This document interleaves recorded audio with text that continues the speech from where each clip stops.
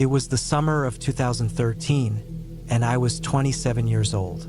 I had taken some time off work, not because I had something important to do, but because I just needed to get away. I worked long hours in a factory near Albany, New York, and my back was always aching from lifting crates. I didn't really have a social life anymore. My girlfriend had broken up with me the winter before, and since then, my apartment had started to feel smaller every day. I had this old habit from when I was a kid. I used to go camping alone. My dad had taken me out into the woods a lot when I was younger. We never stayed anywhere too fancy, just some place off the road, maybe near a stream, where we could build a fire and feel like we were out in the wild. Those were the best memories I had of him before he passed away. So sometimes, when things got too loud or too tight in my life, I'd pack up my gear and head out into the middle of nowhere. That summer, I felt like disappearing for a few days.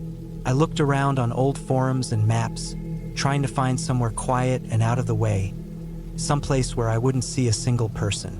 I came across a thread on a hiking site about forgotten graveyards in Maine. Most people were sharing photos, but there was one comment buried deep in a thread that caught my eye. A guy mentioned an abandoned cemetery up in the hills near a small town called Weld. He said the graveyard hadn't been used in over 70 years and wasn't even on most modern maps.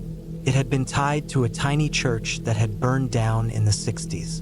Supposedly, it was a small plot of land hidden deep in the trees, fenced off by old rusted iron, the stones all half swallowed by the woods. Something about that idea, camping in a graveyard, felt different. It felt stupid too, but it also felt like the kind of stupid I needed. I didn't believe in ghosts or spirits or anything like that. I just wanted silence, and no one would bother looking for me there. I packed up my gear, filled the car with gas, and took off early one Saturday morning. It was a 6-hour drive into Maine. The roads got thinner and more cracked the farther I went. By the time I passed through Weld, it felt like I'd stepped into a town that time had passed by. Just one gas station, a post office, a diner with a Pepsi sign hanging off a rusted chain. I kept going north, following an old logging road that barely looked drivable. I parked my car about 2 miles from where I thought the cemetery was supposed to be and walked the rest of the way in. The woods were thick, all dark green and shadow. The trees grew close together, and the trail was more like a suggestion than an actual path. I had to stop a few times to check my GPS, and even then, it was mostly guesswork. Eventually, I found it, or at least what was left of it. The iron gate was real. It was bent and brown with rust, leaning to one side like it wanted to fall but hadn't gotten around to it yet. Vines curled up the bars, and a thick carpet of leaves and moss covered the ground. I stepped inside. The cemetery wasn't big, maybe 30, 40 stones at most. Some were broken. A few were so worn down I couldn't read the names. Others had tilted sideways or sunk into the dirt. Trees had started to grow between the graves, their roots curling around the stone like they were trying to pull them down. I picked a flat spot in the corner, far away from the denser clusters of graves, and set up my tent. It was a simple one-man tent, the kind I'd had since college. I didn't plan on building a fire. The woods were too dry, and I didn't want to draw attention to myself. I had a flashlight, a knife, a few cans of food, a water filter, and a sleeping bag. That was enough. The first night was quiet. A few bugs buzzing, some rustling in the trees, but nothing out of the ordinary. It actually felt peaceful. I ate a cold can of chili, listened to the wind scrape the branches overhead, and tried to relax. I was asleep by 10. I woke up around 3 in the morning, though I didn't know why. It wasn't a noise that did it, at least not one I could name. I just opened my eyes and knew something felt off. The tent was zipped shut. I was warm enough, but something about the air had changed. It was thicker, stiller, like the forest had stopped breathing. I sat up and stayed like that for a while, just listening. No birds, no bugs, just silence.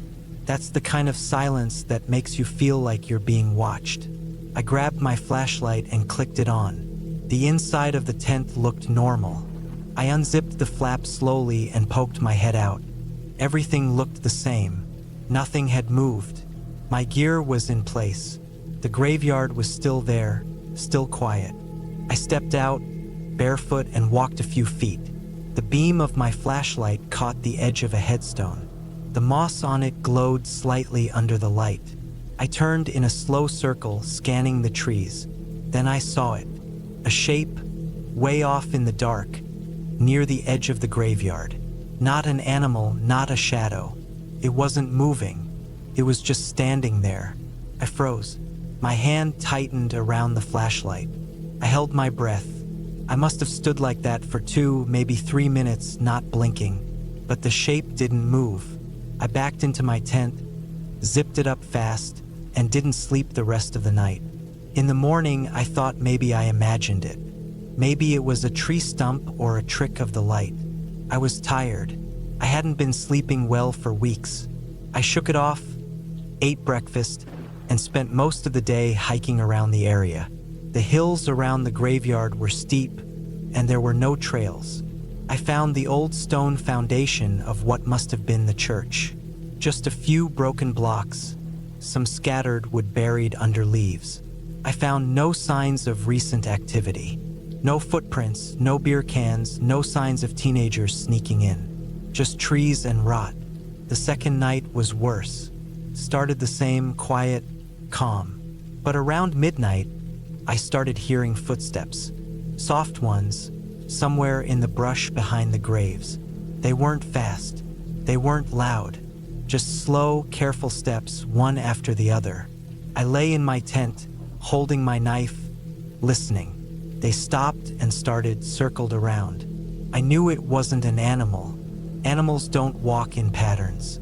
These steps were being made by someone trying not to be heard. I turned off my flashlight and stayed still until the sun came up. When I crawled out, there were no tracks. The ground was too dry, covered in leaves. But I knew what I heard. I should have left then, but I didn't. I told myself I was being paranoid, that someone had just passed through. Maybe a hunter, maybe a hiker. I stayed one more night. That night changed everything. I didn't sleep. I sat up, knife in hand, listening. The woods were silent again, even more than before. Around 2 a.m., I saw a light. It wasn't a flashlight. It was a small, faint flicker, like a candle or an old lantern. It came from beyond the trees behind the graves. It moved slowly. It disappeared behind one tree, then reappeared behind another. I watched it for half an hour. Then I heard the steps again. This time they came closer. I held my breath, leaned out of the tent just enough to peek. The light stopped. The footsteps stopped. Then someone whispered. I couldn't make out the words, but I know I heard it. A man's voice, low and cracked, like someone who hadn't spoken in a long time. He was close, just on the other side of the fence. I didn't move. My heart was pounding in my ears. I stayed like that until dawn. When the sky turned gray, I packed everything as fast as I could. I didn't eat. I didn't even fold the tent right. I just jammed it into my pack. I didn't look back at the graves. I didn't want to know if someone was watching me from behind one of the stones. I just walked miles through the woods until I reached my car. When I got in, my hands were shaking. I locked the doors before I even turned the key. I didn't stop until I was on the highway headed south, away from the hills, away from the trees. I don't know who was out there. I don't know if they live in those woods, or if they just happened to be there the same weekend I was. But I do know this, whoever they were, they didn't want me there. That graveyard isn't empty. It's not haunted. It's just hidden, forgotten, and someone still goes there. Maybe someone who doesn't want it found. I haven't gone camping alone since.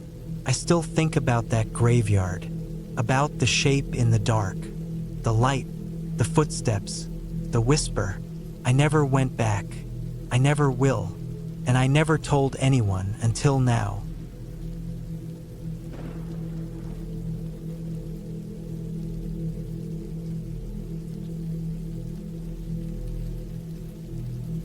My name's Tom. I'm 31 now, but this happened when I was 28. It was the summer of 2022, early July. I had just quit a job I hated and wanted a break from everything. Phones, traffic, people, all of it. So I planned a solo camping trip in the North York Moors, a quiet area of England most people don't talk about unless they're into walking trails or old villages. I picked it because it was peaceful, not crowded, and felt far away from my usual life in Birmingham. I wasn't much of an outdoors guy, but I knew enough. I had a decent two-man tent, a roll mat, and a thick sleeping bag that I'd only used twice before. I brought all the usual gear: gas stove, small pan, water tablets, a knife, snacks, thermal clothes, a torch, first aid kit, and one of those foldable solar battery packs for emergencies. I planned to camp for 5 nights. No hotels, no hostels, just me and my tent near some quiet walking paths. I'd marked a few on a paper map and figured I'd hike most of the day, set up camp before dark, cook something simple, then rest. The first 2 days went fine. I didn't see many people on the trails. The weather was better than I expected. Some wind, but no rain. The sky was cloudy, but I didn't mind. The air was fresh. I slept well both nights and woke up early. I felt calm, the way I'd hoped I would.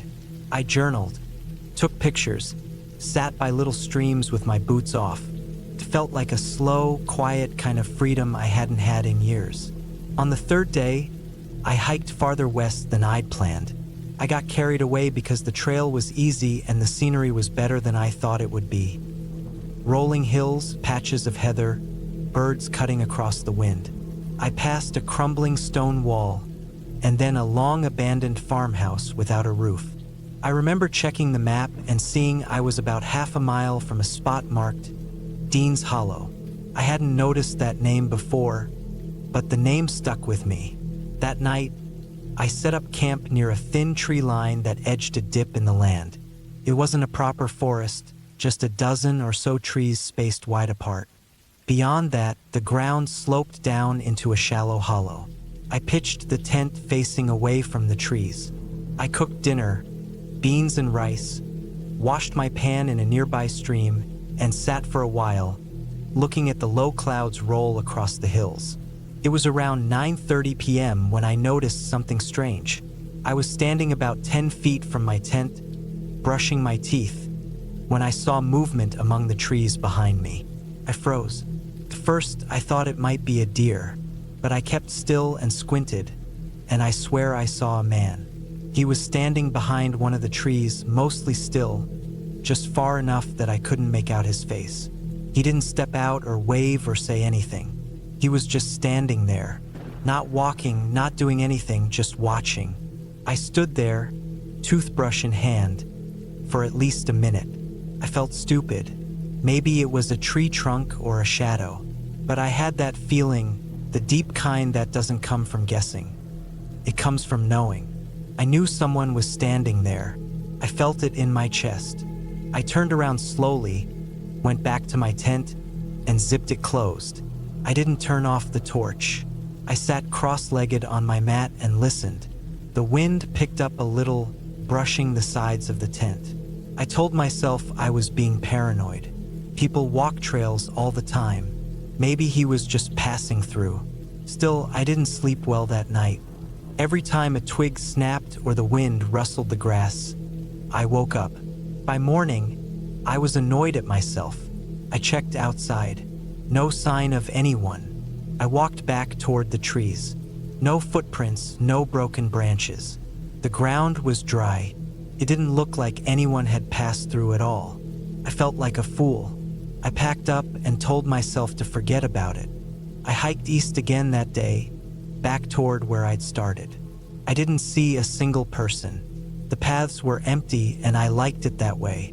I found a small valley with a wide clearing and a patch of trees on the far side. I set up camp at the edge of the trees, close enough for wind cover but far enough to see my surroundings. It was a better spot than the night before, open and calm. But just after 10 p.m., I heard footsteps. Slow, heavy ones. I had just turned off the stove and was crouching near the tent. The sound came from behind me, from inside the trees. Not fast, not rushed, just deliberate. Crunch, crunch, crunch. I turned with my torch and scanned the tree line. Nothing. I stood still for a long time. The wind had stopped, and everything was quiet. I shined the torch again, sweeping it slowly. On the second pass, I caught a glimpse, someone ducking behind a tree. This time, there was no doubt. It was a person, too tall to be a kid, thin, wearing something dark. I didn't yell. I didn't do anything. I turned, crawled into my tent, and zipped it shut. I kept the torch on and my knife close. I didn't sleep at all that night. At some point, maybe around 1 or 2 a.m., I heard more footsteps. A slow circling sound, like someone walking around the edge of the clearing. I didn't move. My heart felt like it was beating in my throat. By sunrise, everything was quiet again. I stepped out, looked around. Still no one. I packed my gear faster than I ever had in my life and started walking. I didn't even eat breakfast. That day, I didn't follow any trail. I just walked. I moved south, off the main path, through grass and patches of woods. I wanted to be far from wherever that man was. I kept checking behind me, expecting to see him standing there again, half hidden, watching, but I didn't see anything. Still, I had that feeling, that cold, crawling one, where you know something's not right. I hiked until my legs ached. Around 6 p.m., I found a flat spot near a thin stream and pitched the tent. I was too tired to keep going. My feet were sore, and my back burned from the pack weight. I didn't cook. I didn't wash up. I just drank water, locked myself in the tent, and sat in the dark. This time, I stayed awake. I didn't want to sleep. I sat for hours listening. Around 11 p.m., I heard something again, something soft. It wasn't footsteps. It was quieter, like grass being brushed aside. I held my breath and turned the torch toward the entrance of the tent, waiting for a shadow or sound. But nothing happened. Eventually, I must have dozed off because I woke to daylight. My limbs were stiff and I had a sharp pain in my right shoulder. I packed up slowly, checked the area. There was no sign of anything unusual. I even checked for footprints again, but the grass had bounced back. It was like nothing had happened, but I knew what I heard. I knew someone had been there. The last night, I camped near a wide gravel trail. I figured it was safer, more open, with fewer trees. I pitched the tent facing the path and tried to rest, but I couldn't shake the feeling that I wasn't alone. Even before dark, I felt watched. I set small markers, sticks placed in patterns, around the tent to see if anything moved. I even tied a small strip of cloth to one tree to catch movement. At some point that night, probably past midnight, I heard someone breathe outside my tent. Not footsteps, not animals, just breathing. Slow, heavy, human, right on the other side of the thin nylon wall. I held my breath. I didn't move. I waited. It lasted maybe 20 seconds. Then silence.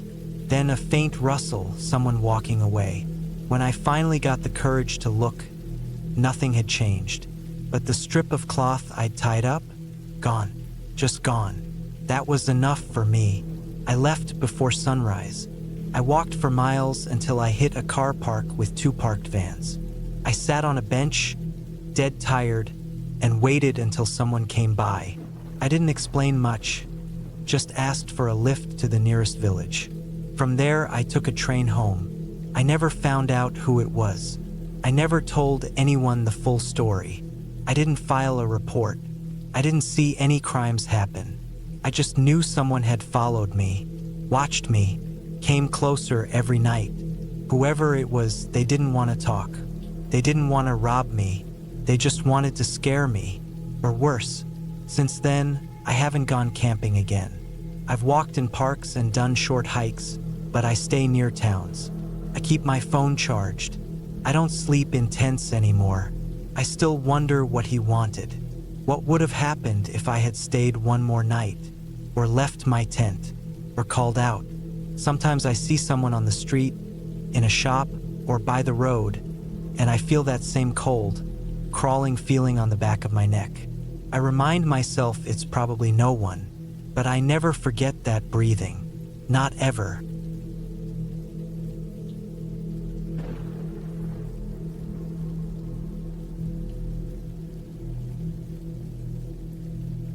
It was September of 2017 when I decided to take a solo camping trip deep into the forests of southern Oregon. I had just turned 32 and was looking for something quiet, somewhere to disconnect from the stress of work and life in Portland. I wasn't running away from anything. I just needed air. No phone, no noise, no people. That's what I told myself anyway. I took my old green Ford Ranger and packed it with everything I needed: tent, tarp, small cooler, some freeze-dried food, fire-starting gear, a hatchet, a basic first aid kit, a .22 rifle for small game or just for comfort, and a thick wool blanket. I didn't bring a GPS.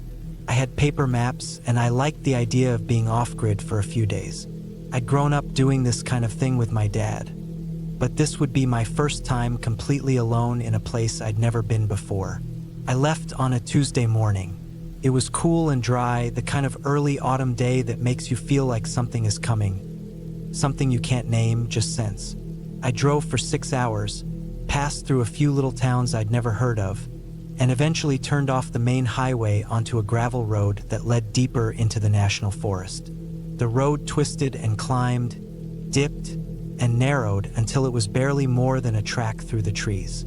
About 40 minutes up that road, I found a small clearing just off a side path.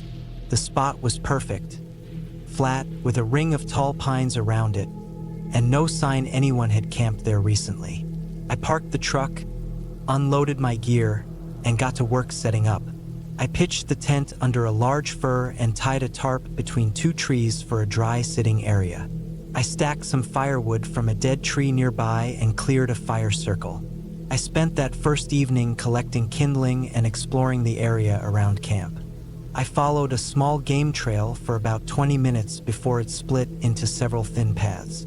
I didn't want to get lost on my first day, so I turned back. By sunset, I had a small fire going and cooked some instant noodles over it. As the light faded, the forest got quieter. There was no wind. No frags. Just the fire crackling and the occasional snap of a branch far off in the trees. It was dark by 8. I sat for a while with a flashlight on my lap, staring into the woods, watching shadows. Eventually, I crawled into the tent, zipped up the flap, and lay back with my hands behind my head. I could hear my heartbeat. Every little noise felt louder out there. Leaves shifting, something thudding against the ground far off. I wasn't scared exactly, just alert. Too alert to sleep for a long time. I finally drifted off sometime after midnight. I woke up to silence and gray light. The forest was calm again. Cold air moved over my face as I unzipped the tent. I stepped out into dew-covered grass and stretched. I made instant coffee on my small camp stove, then walked the perimeter of my site, just getting a feel for things again. There were some tracks in the dirt that hadn't been there the night before. At first I figured they were mine, but they didn't match my boots. These were smaller and pressed deep, like someone moving fast. Could have been a deer. I told myself it was a deer. Later that day, I hiked further out, deeper than before. I didn't take the rifle because I didn't plan to be out long.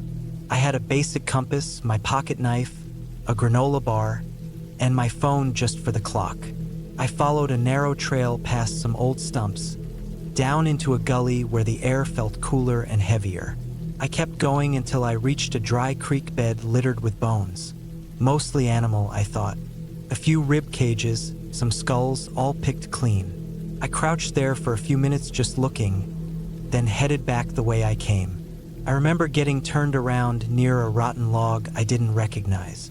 For a few minutes, I wasn't sure if I was walking in circles. I took a deep breath, checked my compass, and adjusted east. Eventually, I saw my tarp through the trees.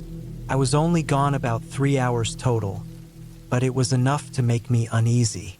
Something about that bone pile didn't sit right with me. That night, I kept the fire going later. I didn't want to be in the tent too early. I sat with the rifle beside me and the flashlight pointed at the tree line. I kept thinking about those other tracks. Not animal, too narrow, too deliberate. Around 10, I heard a noise behind my tent.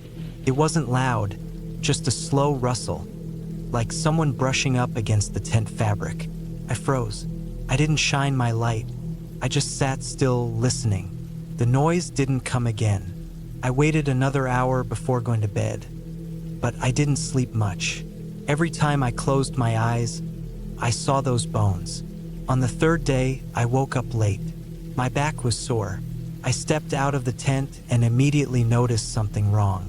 A bundle of sticks had been placed in the fire circle, tied together with some kind of cord. Thin plastic. Blue. Not mine. I didn't say anything. I just stood there for a long time, staring at it. I walked around the perimeter again. I looked for signs. Nothing obvious. No fresh tracks. No marks on trees. But I knew someone had been there. I packed up my gear slowly, quietly.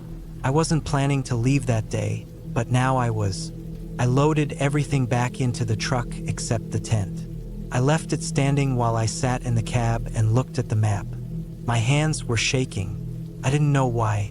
I camped in places with bears, with cougars. I'd never felt like this, like I was being watched. Not by an animal, but by someone who knew the woods better than I did. I finally got out and took down the tent. As I rolled it up, I saw something in the grass. A small, rusted folding knife. The blade half open. I didn't touch it. I just stood and left it there. I drove out fast. The gravel road bounced the truck hard, but I didn't stop until I hit the main highway. I kept going until I reached a rest stop near Grants Pass. I parked, got out, and sat on the curb, staring at my hands. I stayed in a motel that night, couldn't sleep. I kept thinking about that stick bundle, the cord, the way it was placed like it meant something. I thought maybe it was a warning or a game. I kept trying to convince myself it was just a local screwing with me. Someone saw the smoke from my fire and decided to have fun. But it didn't feel like that. It felt colder than that. A few days later, I told a friend what happened. He said I probably stumbled onto someone's hunting ground. Maybe someone squatting out there, living rough. I didn't disagree, but something about the way the forest felt, like it was hiding someone, not something. I didn't go back to that area. Not ever. And sometimes I dream about the knife. Not the one I found, but another one. In someone's hand, just outside my tent. That's what sticks with me. Not what I saw, but what I didn't see. What was waiting there. Just quiet. Watching. Closer than I thought.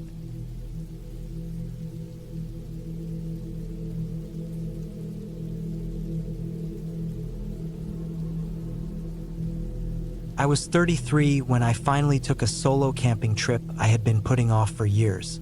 Life had always gotten in the way, work, relationships, one thing or another.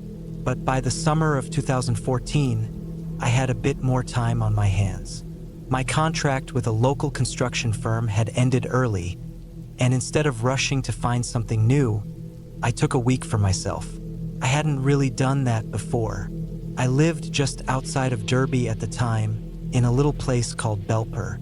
It was far enough from the city that things stayed quiet, but close enough that I could hop on the A6 and drive out into the countryside without much effort. That's what I did that Tuesday morning. I packed my car with gear, tent, sleeping bag, stove, water, torch, boots, the usual, and I headed east, away from the towns, toward the edge of the Peak District. I didn't tell anyone exactly where I was going. I just wanted space. I had a map and a couple of printed trail guides. No phone signal was common in some parts out there, but I wasn't planning on going too deep.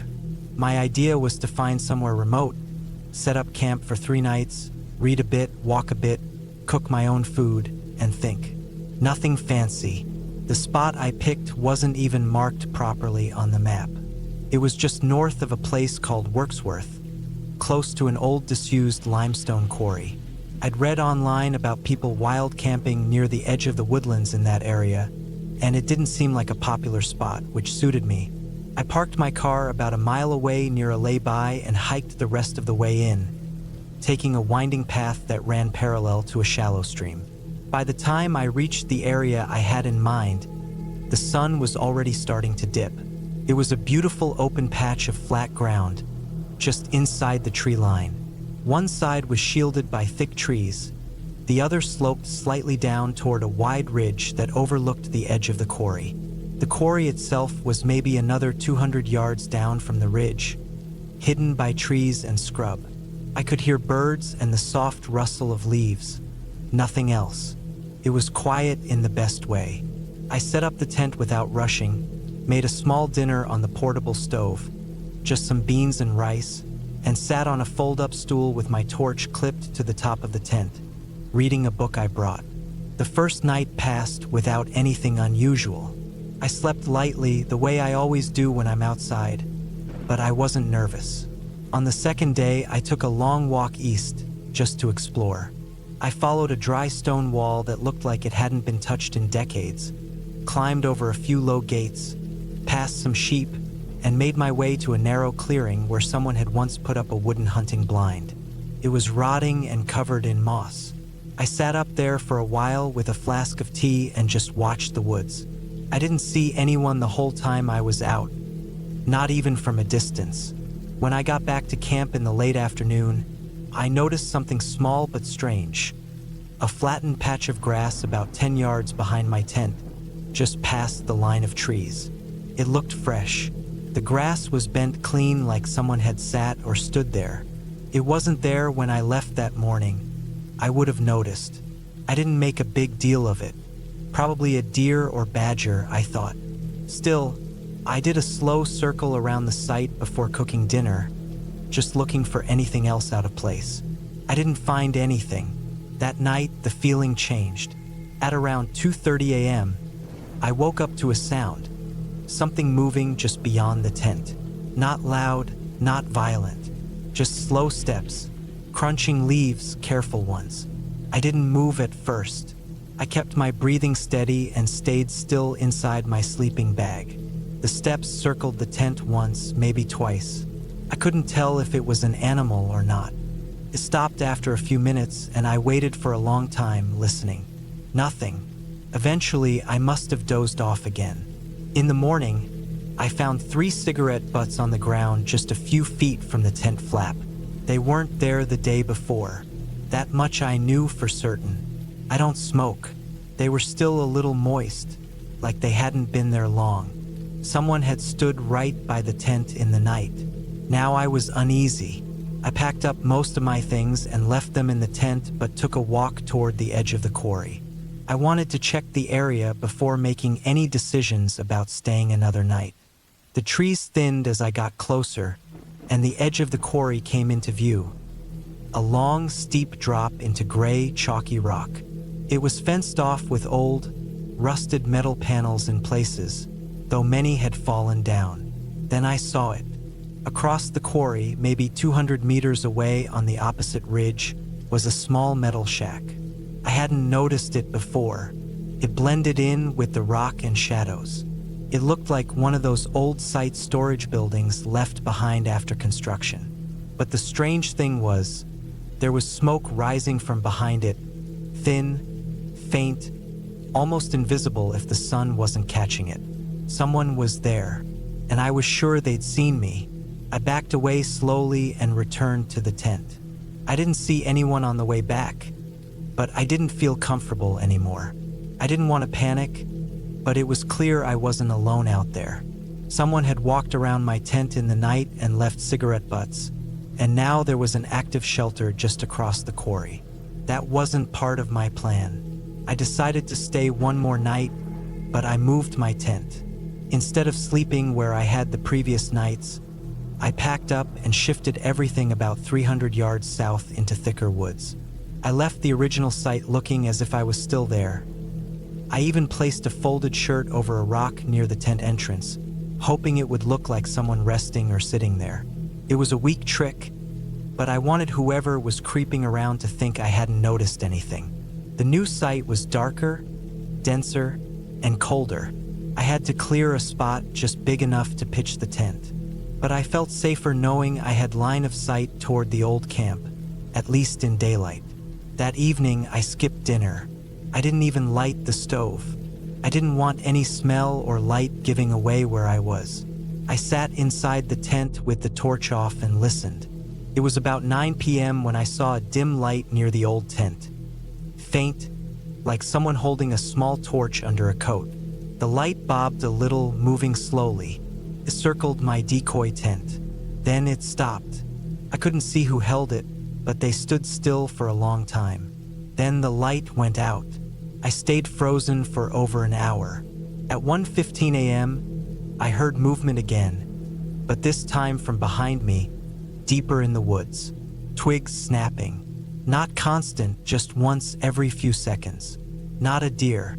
It was too controlled. Then silence again. That night, I didn't sleep. I sat up with a small utility knife in one hand and my phone in the other, even though I had no signal. I waited until sunrise before packing up everything in silence. On the way back to the car, I stuck to the undergrowth, moving slowly and listening. I avoided the trail I had used on the way in and kept low near the stream, using trees as cover. When I reached the road, my heart sank. The back window of my car had been smashed. Nothing taken, just broken, like someone wanted to send a message. I didn't wait. I drove home with the broken window flapping in the wind. The noise was terrible. I stopped once to tape a plastic bag over it at a petrol station, and when the attendant asked what happened, I told him I must have been targeted by bored kids. I didn't believe it myself. Back home, I called the local police just to file a report about the car window. I didn't mention the tent or the man with the light or the shack across the quarry. It all sounded too scattered, and I didn't think they'd care. Nothing technically happened, right? For weeks after that, I kept thinking about that shack. I even looked it up on satellite maps. It's there. You can just barely see the roof. There's no road to it, no clear trail. Nothing official about it. Just an old structure sitting on private land beside a disused quarry. Someone lives there, or at least stays there sometimes. I haven't been back to that area since. I still camp, but only in proper sites now with people nearby. I never go alone anymore, and I always let someone know exactly where I'm going. That week in 2014 was supposed to be quiet, peaceful, a reset. Instead, it reminded me of something I hadn't thought about much before. When you go looking for complete solitude, you might find it, but you might also find someone else who wants to be alone for a reason, and they might not want to be found.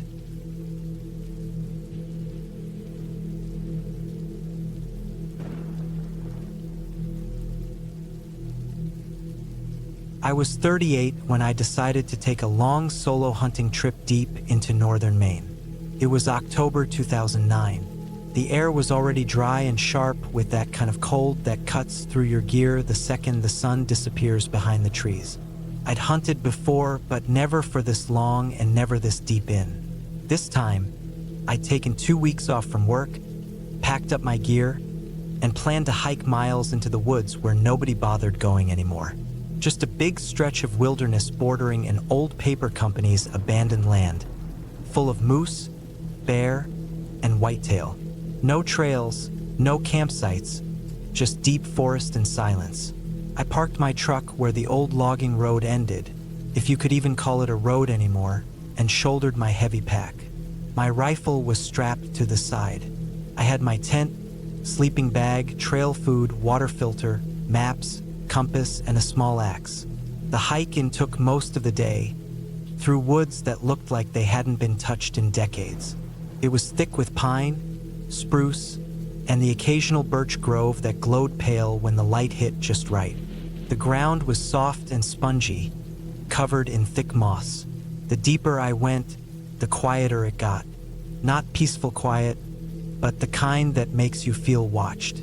I set up camp at the edge of a small clearing near a trickling stream. It was a good spot.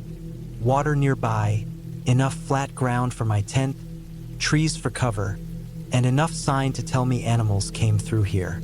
The first night was uneventful. I stayed up late cleaning gear and going over my maps. I had no cell signal, not even a bar, so I shut it off to save the battery. The only sounds were whined through the trees and the soft pop of the fire. I wasn't scared. I was used to being alone in the woods. But that night, the silence felt off. I noticed it when the wind stopped all at once, like someone turned a switch. 1 second the trees were whispering, the next they were dead still. No birds, no insects. Just quiet. I chalked it up to the weather. Fall does weird things up here, especially this far from towns or highways. I went to bed. The next morning, I was up before dawn. The air was cold enough to bite my fingers even through gloves. I headed out northeast of camp with just a light pack and my rifle. There were plenty of game trails and tracks, moose mostly, but also some smaller prints that looked like deer. Around mid-morning, I came across a small rise that gave me a good view over a lower stretch of forest. I glassed the tree line for half an hour but saw nothing. I ate a cold breakfast and kept moving. Around noon I found a broken deer carcass. Not gutted, not hunted, torn. Bits of fur scattered around. Legs bent the wrong way. The ribs cracked like something had crushed them. It looked fresh. Steam was still rising off it in the cold air. But there were no tracks, no bare prints, no blood trail. Nothing. The ground was too soft and mossy for a clean print, but even then you expect something. I stayed crouched there for a long while, just watching the woods. Eventually I backed off and headed back to camp early. I couldn't shake that feeling, like the woods were too still, like something else was there and knew I was too. That night I kept the fire going later than I normally would. I didn't hear anything, but I kept checking behind me. That strange hush came back again after midnight. No wind, no sound.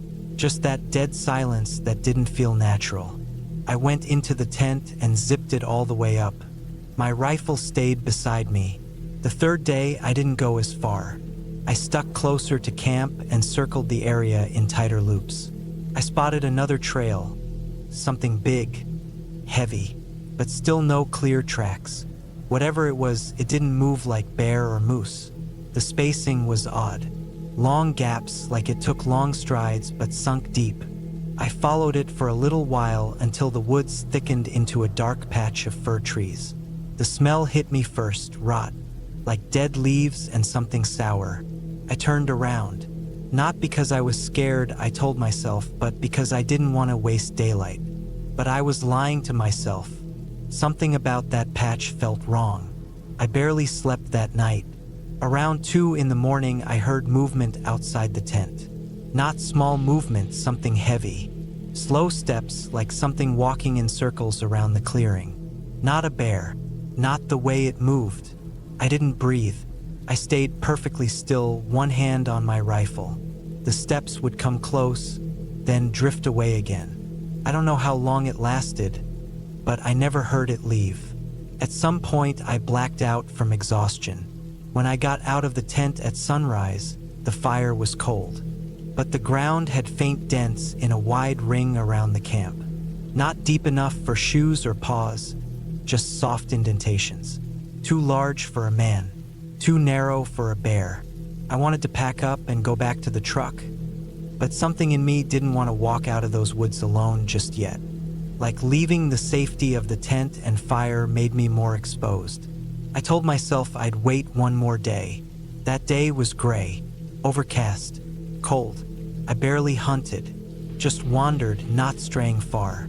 Around late afternoon, I found something I hadn't noticed before.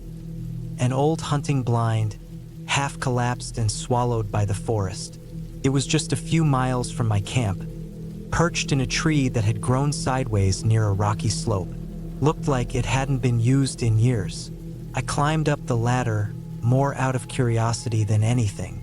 The inside smelled of mildew, old wrappers, moldy blankets. What got me was the carving. Someone had gouged into the wooden wall inside, dozens of deep lines, all the same shape. It wasn't words, just rows of tall slashes with short crossbars near the top, like tally marks, but uneven, rough, angry. There were dozens, maybe over 100. I stared at them for a long time. Then I climbed down and left fast. That night was the worst. I didn't even try to sleep. I sat up in the tent with my back to a tree, staring at the fire through the mesh flap. I kept my rifle in my lap, safety off. Around 1 a.m., I saw movement. Not out in the trees, but behind my tent. The firelight didn't reach that far. I saw a tall shape move across the far side. Slow, deliberate. No noise. Just a shadow, lanky and thin, passing just outside the tent. My heart stopped. I didn't move. It circled halfway, then paused. I didn't dare breathe. It was standing right behind me, just on the other side of the canvas. I could hear my pulse thudding in my ears. I felt it more than heard it. Something breathing, shallow, close. Then the fire popped and it was gone. I unzipped the tent an inch and looked out. Nothing, just darkness and trees. The first light I packed. I didn't eat, didn't break down the fire ring. I shoved everything into my pack and left. I didn't take the trail back. I cut south, straight shot to where I knew the logging road was, through thickets and deadfall. I moved fast, not caring about noise or scent. The faster I got out, the better.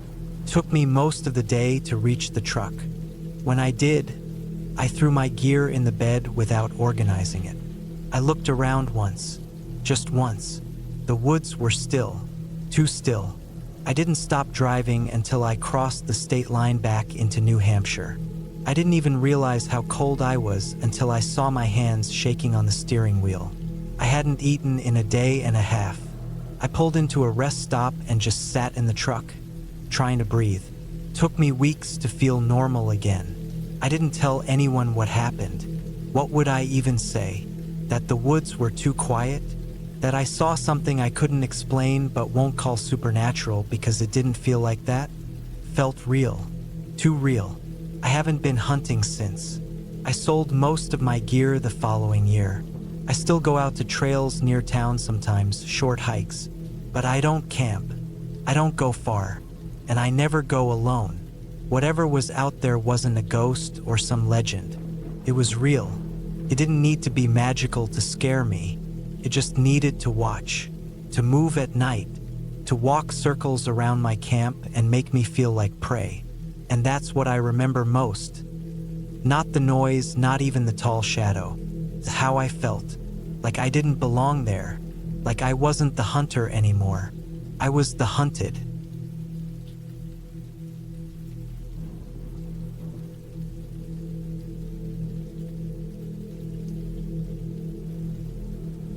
I was 34 the year it happened. It was 2013, mid-autumn. I had taken a break from work after a rough year, burnout mainly. I was living in Durango, Colorado at the time, working construction and carpentry. I wasn't married, no kids, just a dog that had passed away the winter before, and a worn-out Ford F-150 I trusted too much. I wanted to get away from people, from noise, from the routine that had been chewing at me for years. I didn't want to stay in a cabin or a hotel. I didn't want cell service. I wanted dirt, wind, and sky. I wanted to disappear into it for a while. So I planned a solo camping trip down into northern New Mexico, the Carson National Forest specifically. Not the tourist spots, no marked campgrounds or visitor centers. Just dense forest, dry air, and isolation. I had camped alone before, but not for more than a couple of nights. This time I packed for 5 days. I brought a canvas tent, enough food to last me, a .38 revolver I only carried for animals, and a couple of old notebooks I thought I might scribble in. I didn't bring anything fancy. No GPS, no satellite phone. Just a topographic map, compass, and what I assumed was enough knowledge of the land to get by. The first day was peaceful. I parked off a narrow, barely marked trail that probably hadn't been used by anyone in months. I hiked a mile or two in, up a slow incline with dry pine needles underfoot. The forest was quiet. Just the soft rustle of wind and the occasional distant creak of tree limbs shifting. I picked a clearing near a low rock ridge, mostly flat, good cover. Felt right. I set up camp there, pitched the tent, stacked firewood, marked a perimeter in the dirt just out of habit. I even tied a bit of reflective string from one tree to another, mostly to keep my bearings in case I had to move at night. That first night passed without anything strange. I made a small fire, warmed up a can of chili, and watched the stars. I slept deep and long. I remember waking up with the sun on my face and the smell of pine thick in the air. My boots were covered in frost. Felt like a proper reset. Exactly what I needed. The second day, I hiked further out from my site, not too far, just over a ridge and down into a small ravine I had noticed on the map. There was a dried-up creek bed down there, a lot of smooth stones and twisted roots. I wandered along it, looking for animal tracks. I didn't see much, maybe deer, maybe some kind of cat, but nothing fresh. I spent a few hours walking, taking in the quiet. I didn't see a soul. No planes o overhead, no tire tracks, no trash. Just old trees and silence. That night was when things started to feel, not wrong exactly, but off. I had just settled into my sleeping bag, the fire down to glowing embers. The wind had picked up. I remember how it hissed through the trees. Not howling, just steady and cold. I lay there in the dark, listening to the usual night sounds. Branches shifting, some kind of small animal moving in the brush. Normal stuff, but then there was a sound that didn't quite fit. It was quiet at first, a sort of crunching like heavy footsteps, but slow and spaced out, as if someone was being deliberate. I figured it was a deer or an elk, maybe even a bear. I wasn't too concerned. The sound moved along the ridge behind my tent and then faded. But about an hour later, I heard it again. Same pacing, same crunch pause. This time it circled wider, almost like it was skirting the edge of the clearing. I sat up in my sleeping bag, held still, listening. I didn't grab the gun yet, I just listened. I heard one more crunch and then nothing. Just the wind again. I must have sat there for a full half hour before I finally lay back down. I didn't fall asleep easy. The third morning, I checked the area around the camp. I expected to see some kind of track in the dirt. There wasn't anything. No scuff marks, no prints, no broken twigs. It was like nothing had come through at all. That didn't make much sense. The ground was soft in places, and I had left footprints all over. If something had walked close to the tent, I should have seen signs, but there was nothing. I tried to shrug it off, told myself maybe I had imagined it. Maybe the wind played tricks on my ears. I went about my day, hiked a new route further east. The whole time, though, I kept turning around.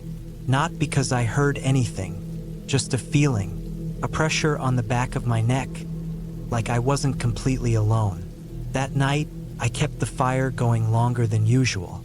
I stacked up the wood high and wide, enough to keep it burning into the early morning. I sat by it, back against a large boulder, and kept my revolver close. It was probably overkill, but something didn't feel right. Around midnight, the footsteps came back. This time, there was no mistaking it.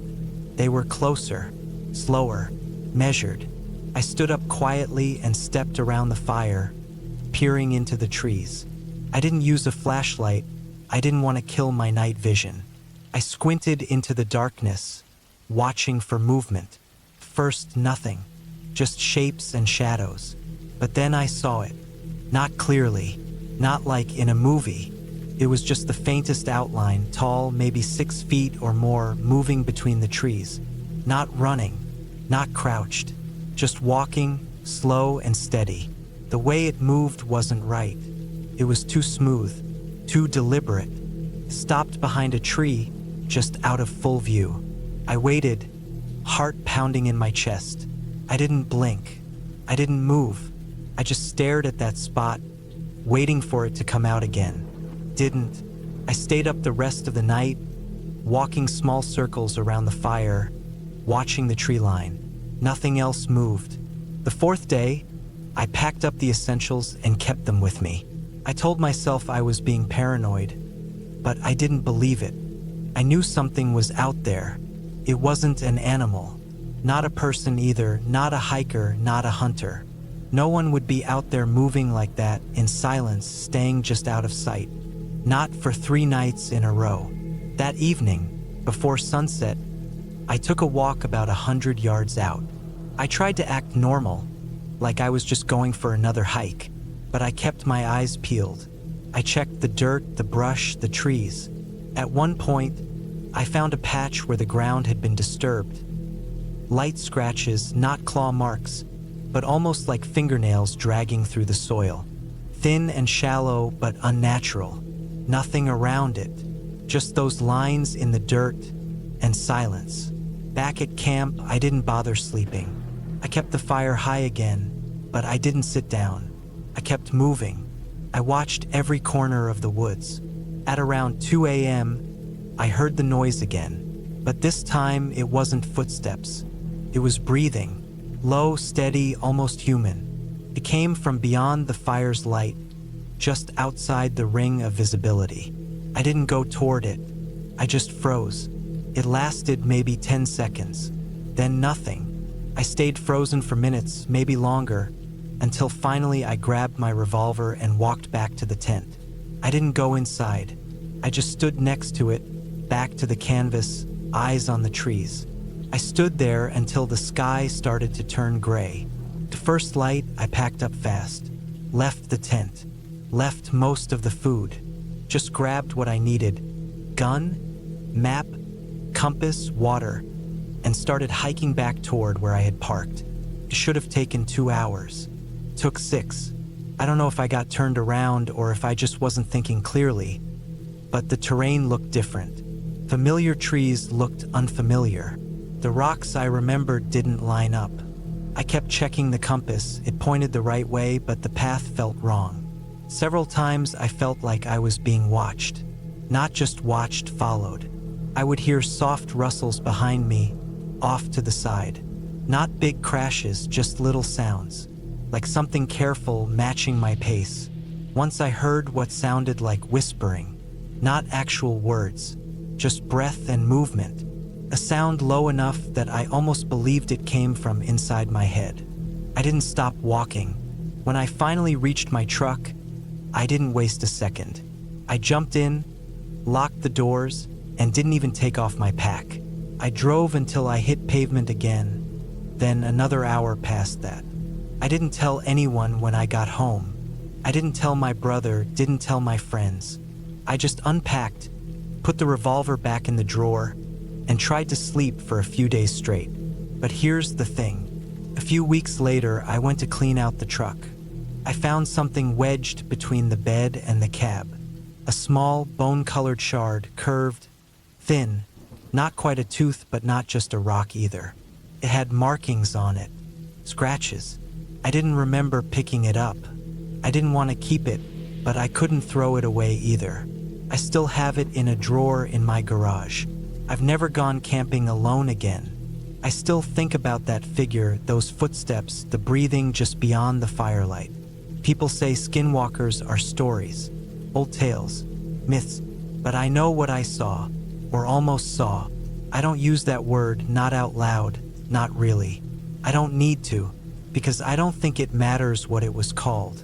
It was out there, it was real, and it was watching me.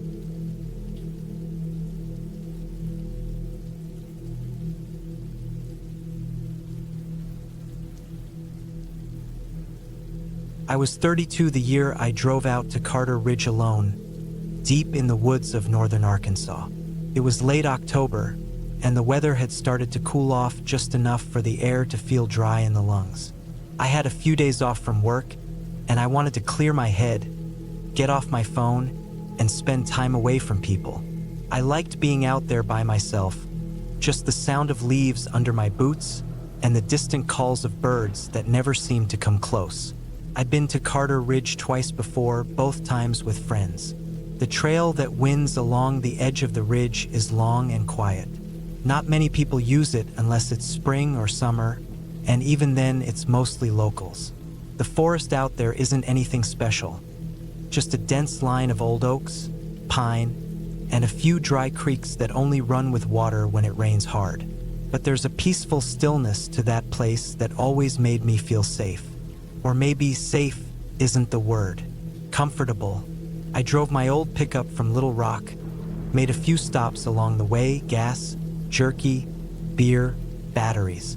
I turned off the highway at an old cracked road with no sign. There used to be a wood marker that read Carter Ridge Trailhead, but the last storm knocked it down. I only knew the way because I'd memorized every turn on those narrow roads the first time I came here. You go past an abandoned silo, then take a hard right at a big rock that's shaped like a boot. That's when you know you're 10 minutes out. By the time I got to the parking area, it was already getting late. I saw no other cars, not a single tire mark in the gravel besides my own. I wasn't surprised. Most people didn't like camping this late in the year. I grabbed my backpack, locked the truck, and headed out. The trail was covered in brown leaves that had only just fallen. It was quiet. No wind, no birds, just the crunch of my own boots and the shifting of my pack with every step. The air had that dry, woody smell that comes right before winter. After about 2 hours, I veered off the trail toward a spot I'd found the year before. An open clearing with flat ground and a dead tree perfect for firewood. There was even a little ridge to one side that blocked the wind. I set up my tent, gathered a bunch of dry branches, and got a fire going. As the sun dipped below the tree line, I cooked a simple meal. Canned stew heated in a little pot over the flames. I drank a beer, leaned back, and watched the stars come out one by one. I didn't feel scared or lonely, just disconnected. It was what I needed. That night I slept okay.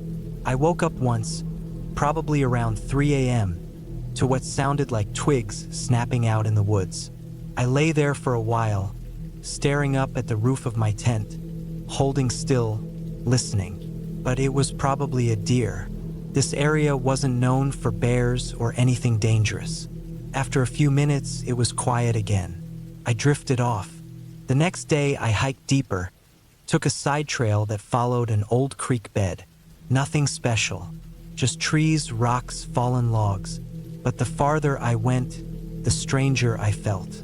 Not scared, but alert, like something was just barely off. It wasn't a sound or a smell or anything I could explain, just a kind of tightness in my chest that I couldn't shake. At one point, I stopped to drink some water and noticed a pile of rocks stacked near the creek. It looked intentional, like someone had built a small tower, 5 or 6 flat rocks neatly balanced. I assumed it was some backpacker's trail marker or art. People did stuff like that all the time. Still, I didn't like it. Something about it felt out of place. There was no path nearby, no signs of anyone else. I moved on. Later, I found another one. Same kind of thing, stacked stones, same size, same shape. This time it was next to a rotting stump way off the trail. I kept telling myself it was nothing, but after the third one, something turned in my gut. The third pile was by a dry fire ring, like someone had camped there recently. But there were no ashes, just the circle of stones, the rock stack right beside it. That night back at camp, I couldn't relax. I kept glancing at the trees beyond the fire, trying to catch movement. There was nothing, but I never once felt alone. That was the worst part. The sensation that someone was nearby, just out of view, just behind the trees. I kept the fire going longer than usual, drank another beer, and went to bed late. I woke up sometime in the middle of the night again, but this time it wasn't because of a sound. It was because I was cold, real cold. I reached for my sleeping bag zipper, and that's when I realized my tent door was open. Not halfway, not cracked, wide open. I never sleep with it open. Bugs, snakes, cold air, you just don't. I sat up fast, heart hammering, and looked out. Pitch black, silent. The fire was out. The clearing was dead still. My flashlight was right where I left it, and I grabbed it fast. I scanned the trees, the ground, the ridge. Nothing. No tracks. No sign of anything. I got out slowly, looked around the perimeter of the tent. No prints in the dirt, no broken branches. But the door had definitely been zipped open. Not ripped, not forced, just opened. I didn't sleep again that night. By morning, I had made up my mind to pack up and hike back to the truck. But when I checked my GPS and compass, something didn't add up. The direction I thought I came from was opposite of what the compass was showing. I was dead certain the trail was west of my camp, but now my compass said east. I checked it 5 times, even pulled out my phone, which still had some battery. It agreed with the compass. It didn't make sense. I don't get turned around like that. I've been in the woods my whole life. Even in fog or dark, I always have a feel for direction. But now everything felt twisted. Still, I started walking east toward what the GPS claimed was the trail. After an hour, I saw something I didn't expect. Another fire ring, another stone stack, this one fresh. No ashes, no soot. But the rocks looked newly moved, with clean scrape marks on the top ones. That's when it really started to feel wrong, like I was being herded, watched, led. I changed course, went north, then west, bushwhacking through trees and down logs. I ignored trails, ignored the GPS, and just moved. I was hoping to hit a road or a landmark I remembered. After 2 hours, I heard something I hadn't heard in days. A car horn. It was faint, miles off, but real. I followed that sound like it was a lifeline, weaving through the trees, checking my compass constantly. After another hour, I reached a dirt road, then finally a paved one. My legs were shaking. My head pounded. I sat down in the gravel and waited. Eventually, a truck passed and gave me a lift back to my vehicle. My truck was still there, untouched, parked under a thick layer of fallen leaves. I didn't talk to the driver who picked me up. He didn't ask questions either. I drove back to Little Rock in one stretch. When I got home, I didn't unpack right away. I didn't sleep. I just sat in my apartment with the lights on, doors locked. That was 5 years ago. I haven't gone camping since. I sold my gear. I don't hike anymore, not even on easy trails with clear signage. I've told myself it was just my mind playing tricks. Maybe I was sleepwalking. Maybe someone else had been out there and just liked stacking rocks. But deep down, I know that wasn't it. Something was wrong on that ridge. Something real. Not a ghost or a monster, just a person, maybe. Person who watched, who waited. That last night, when I found the tent door open, I didn't think much about what I might have not seen. But later, when I remembered more clearly, I realized something. There was no wind that night. No animals moving around. No bugs. Nothing. But the zipper on the tent door was pulled down from the inside, not the outside. I never figured out how that happened, and I don't think I want to.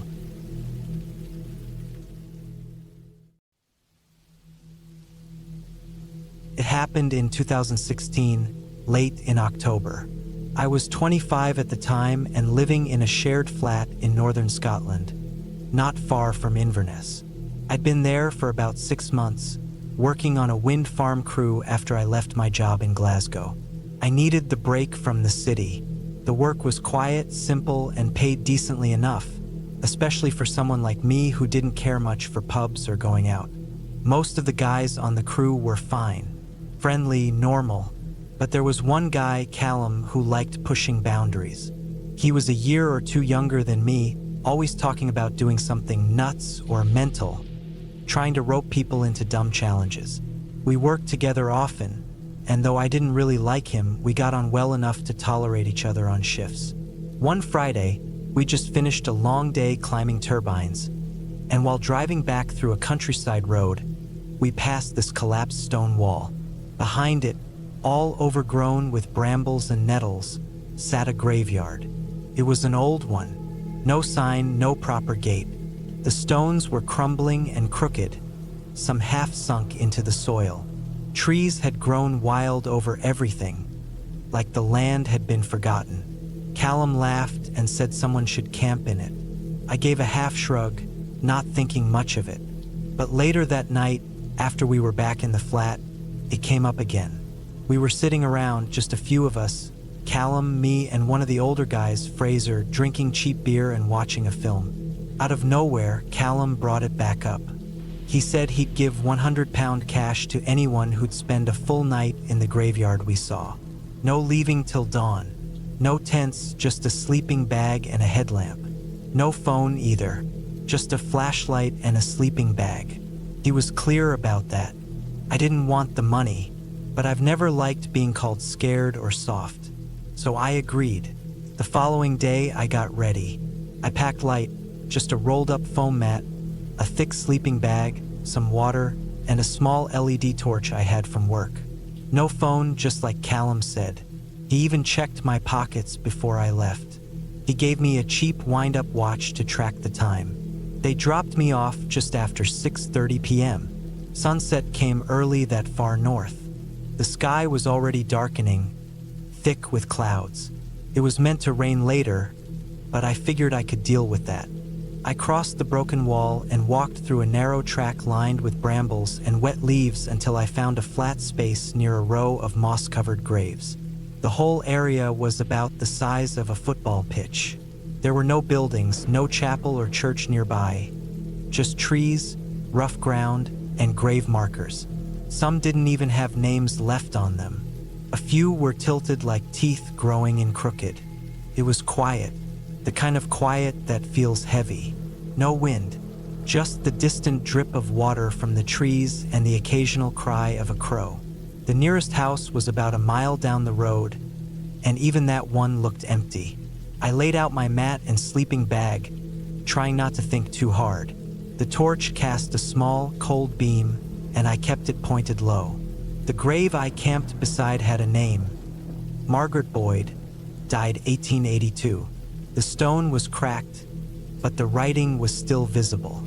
There were wild daisies around the base, and a thick vine growing across the top. I didn't feel anything strange, just the odd weight of being around so many graves in the dark. By 8 p.m., it was completely dark. No moon, just a flat, starless sky above the trees. I sat with my back against a stone, watching the minutes crawl by. The watch felt slower than usual. I ate half a cereal bar and washed it down with a few sips of water. Around 9, the wind picked up. Nothing bad, just a light breeze at first, but enough to rustle the trees and move the long grass. A few times I thought I saw shapes in the dark, but it was just the torchlight catching branches or tall weeds.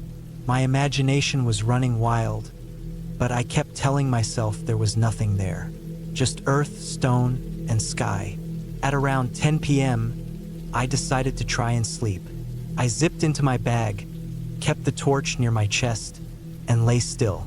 The ground was uneven beneath the mat, with a slight rise under my left shoulder. I shifted around but couldn't get fully comfortable. My mind wouldn't settle. Every sound felt louder than it should have.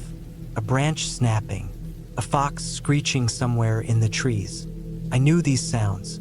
They weren't strange, but in that place they felt wrong. Around 11, something made me sit up.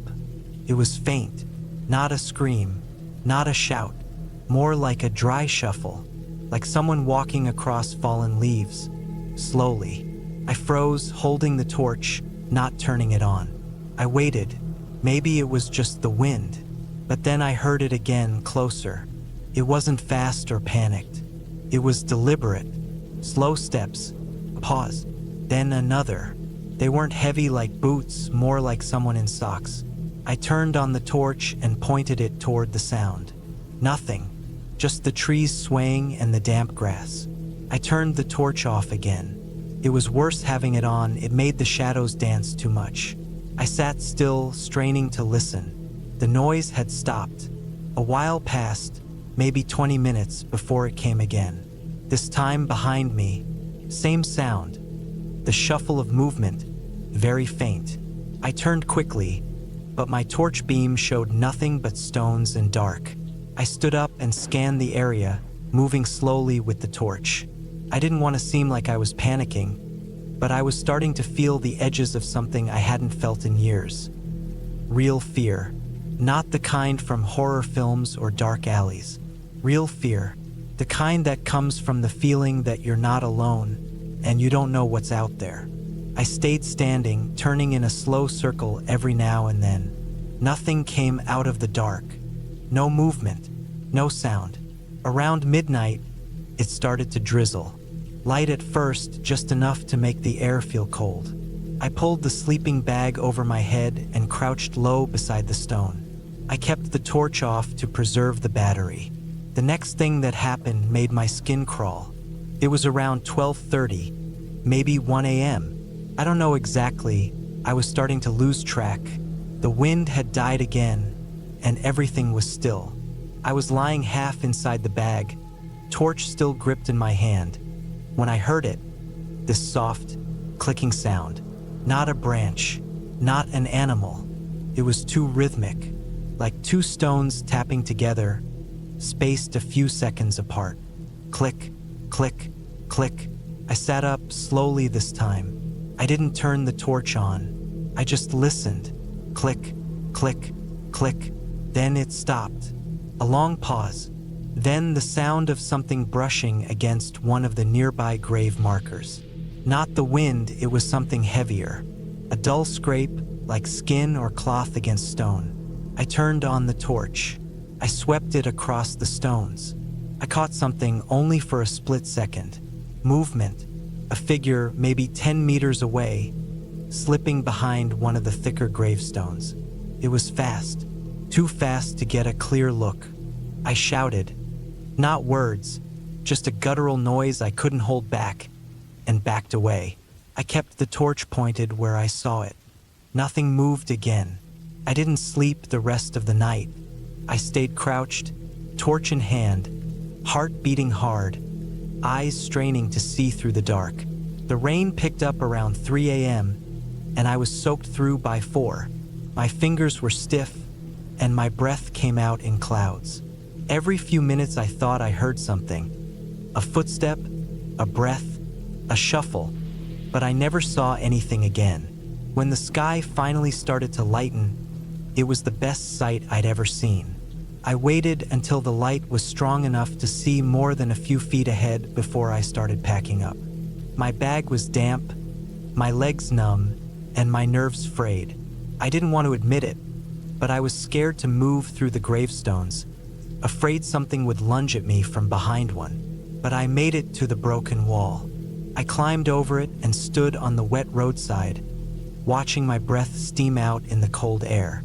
They came to pick me up at 7:10, same as we agreed. Callum and Fraser were in the van, both smiling like idiots. I didn't say anything on the ride back. They asked how it was. I didn't answer. I showered for nearly an hour when I got home and sat in my room alone the rest of the day.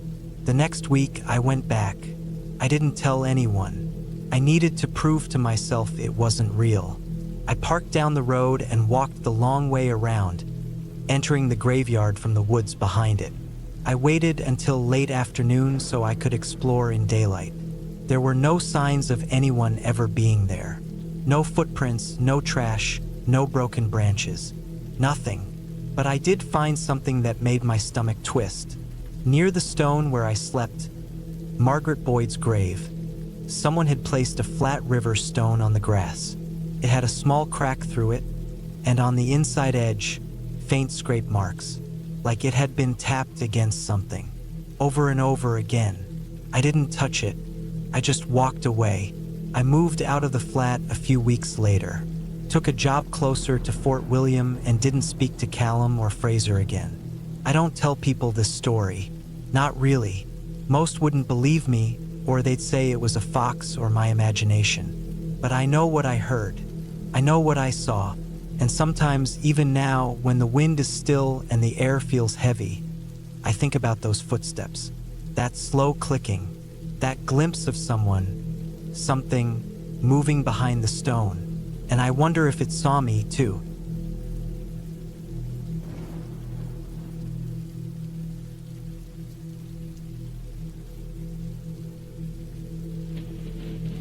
It was late October 2016, just after my 34th birthday. I had taken a short break from work and decided to drive out to the Welsh countryside, just east of Brecon. I didn't have anything planned.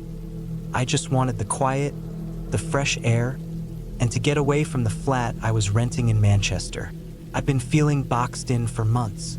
Everything around me in the city felt cramped, noisy, and artificial. The idea of being far from everything, camping under the sky, and waking up with frost on the canvas felt more comforting than anything else I could think of. I'd found Red Ash Trail by complete accident a few years earlier when I'd taken a detour during a road trip. It wasn't a marked campsite or anything official, just an overgrown loop of a logging road with a few clearings that people sometimes used for wild camping. No phone signal, no sounds except for the wind or your own breath. That was the appeal. You had to walk about 20 minutes in from the car park, lugging your stuff through the trees, but it was worth it for the silence. That year, it had been an early frost.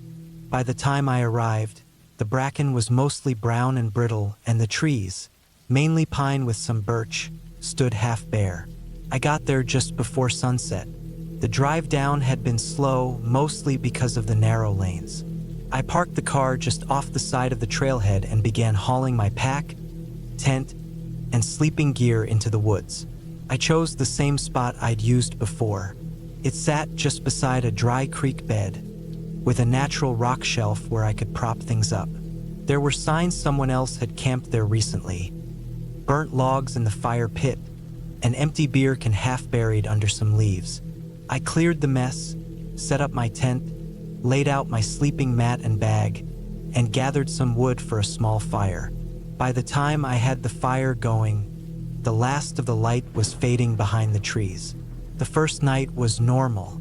I sat there, eating a can of beans I'd warmed on the edge of the fire, drinking water from a steel flask, watching the flames shift. The cold crept in quick after sunset. I'd come prepared with thermal clothes, gloves, a proper coat. I camped in colder weather before. Once the fire died down, I climbed into the tent and zipped everything up tight. The only sound was the wind brushing through the trees and the occasional cracking of branches settling in the cold. I woke once around 3 a.m. or so, not to a sound, but to the feeling of being watched. That's hard to explain without sounding like you're making it up. But I've camped enough times to know what normal feels like and what doesn't. That night, it was like something outside the tent had stopped moving when I stirred, like it had been shifting in the undergrowth until I woke, and now it was holding still. I didn't hear footsteps, just silence. I stayed still for a long time. I kept my head inside the sleeping bag, listening.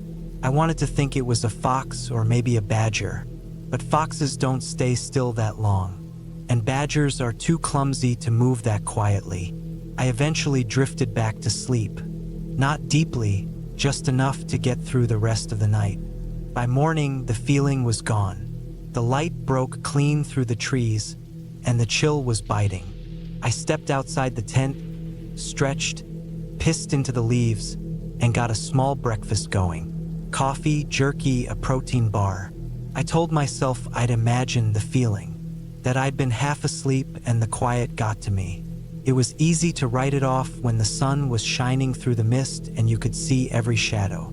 I stayed busy through the morning. I gathered more wood, hiked a bit up the ridge nearby, and found the view I remembered from years before. Wide valleys stretching off into the haze, trees thinning as the hills rose. I didn't see anyone else, not even a dog walker. I liked that. It was what I'd come for. The second night, though, that's when everything changed.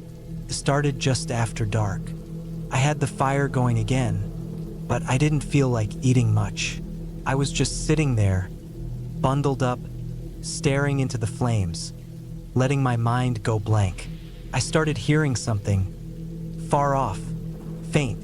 At first, I thought it was an owl, but the sound was wrong. Not rhythmic, not hooting. It was broken, like something trying to mimic a sound it didn't quite understand. There'd be silence, then a short sound, then silence again. Too long to be an animal, too short to be a person. It was coming from the direction of the dry creek bed, but a bit deeper into the trees. I kept still. I didn't want to get up and shine a light. I didn't want to attract anything. That sound came again, only now it was closer. It was like someone trying to repeat a sound they'd heard once before, but not quite managing it. Like a child learning to speak, but without the understanding of what the sounds meant. My gut twisted. The hairs on my arms stood straight. I couldn't explain it, but I suddenly felt very small and very visible. Then I smelled something. It was sharp, not rot, not sewage. Something in between, like blood and wet dog fur and rusted metal all rolled into one. Came and went on the wind. I froze, trying to figure out if it was coming from behind me or from the trees. My ears strained to pick up any hint of movement. That's when I saw it.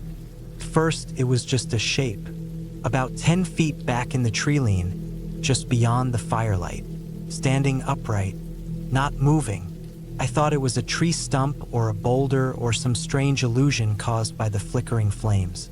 But then it shifted. Not a step, just a movement of weight, the kind a person makes when they're standing still for too long. A slight rock of the torso. It had arms, long arms. I didn't move. I didn't breathe. I just stared. The figure didn't move closer. It just stayed there, watching. And then, without warning, it crouched. That movement, that crouch, was not natural. Not human.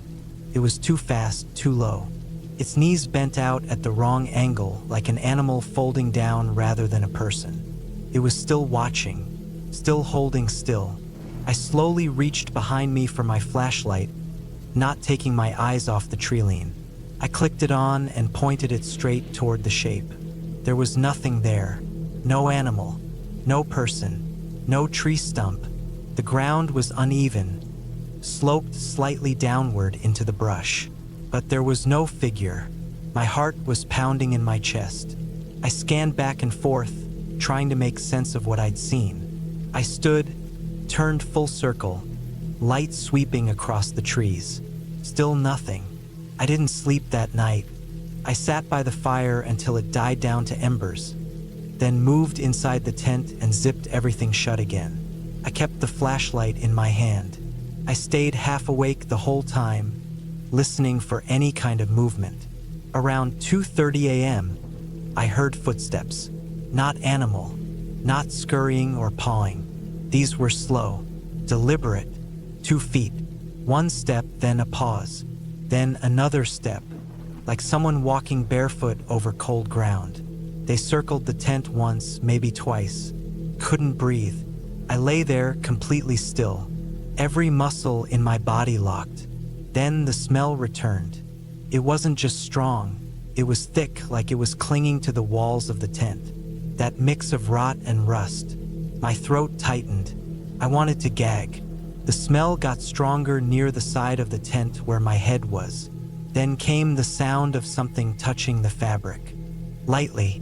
Press, then a scrape, like fingertips, then silence. Nothing moved after that. No wind, no breathing, just silence so deep it rang in my ears. I didn't come out of the tent until sunrise. When I finally stepped outside, everything looked normal, except for the marks in the dirt. About 3 feet from the tent, the grass had been disturbed. There were prints, not shoe prints, not boot treads, just indentations. Long, thin, almost like bare feet but with toes that spread too wide. Some of the grass was matted down, like something had been crouching low to the ground, waiting. I packed everything up that morning. No breakfast. No second thoughts. I crammed the tent into its sack, stuffed my gear into my pack, and started walking toward the car. I didn't stop. I didn't look back. I walked faster than I probably should have, and when I got to the car, I drove without even checking the rearview mirror until I hit the main road.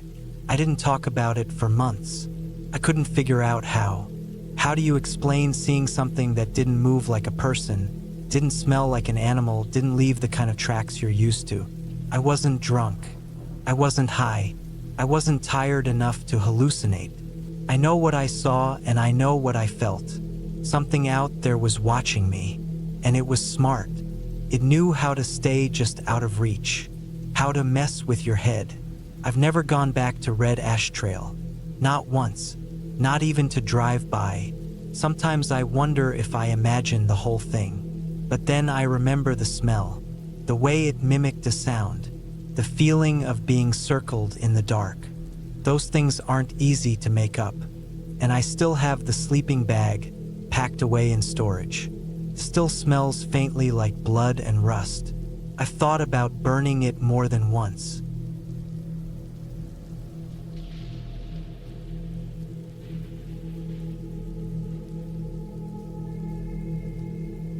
I was 34 that year. My name's Aaron, and I had just started taking solo camping more seriously. I wasn't new to the outdoors.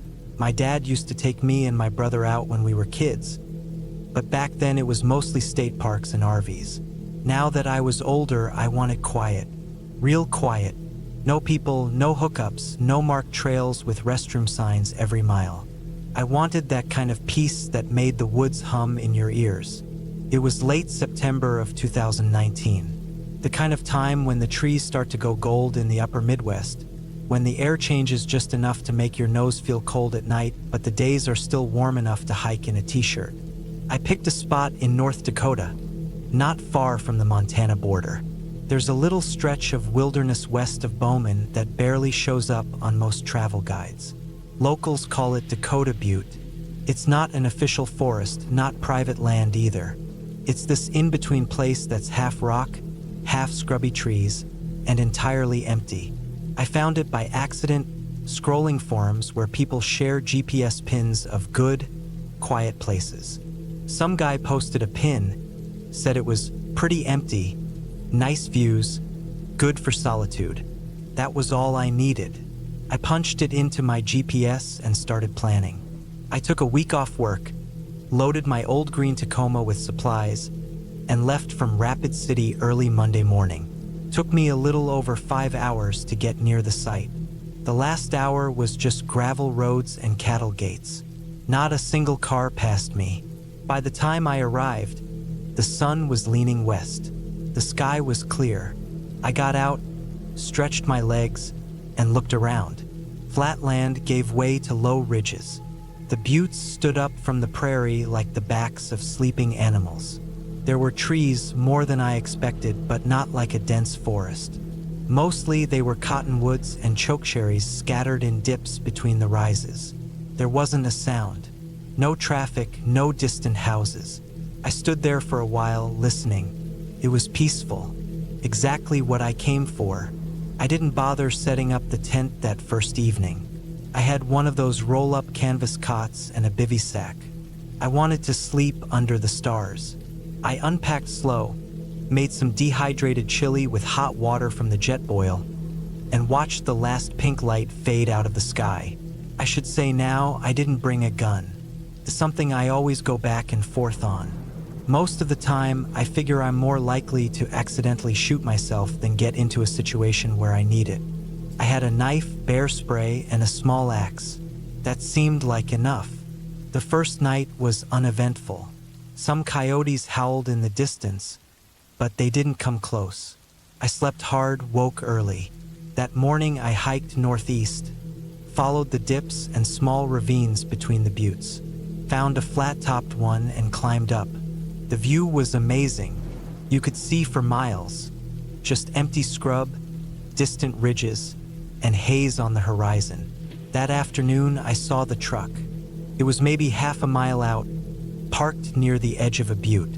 It was hard to see clearly, but it looked older, square frame, brown or dark green. It hadn't been there when I arrived. I watched it for a while, but I didn't see anyone moving around. No smoke, no sign of a camp. I didn't think much of it. Plenty of people drive out to weird places to hunt or just sit. Still, I marked it on my GPS and made sure I hiked back the long way, giving it distance. That night, the wind picked up. I slept inside the tent, staked it deep because the gusts rattled the fabric all evening. I didn't sleep as well. Some part of me kept listening. I didn't hear anything unnatural, just wind moving through the grass and the occasional crack of branches. The second full day, I stayed closer to camp.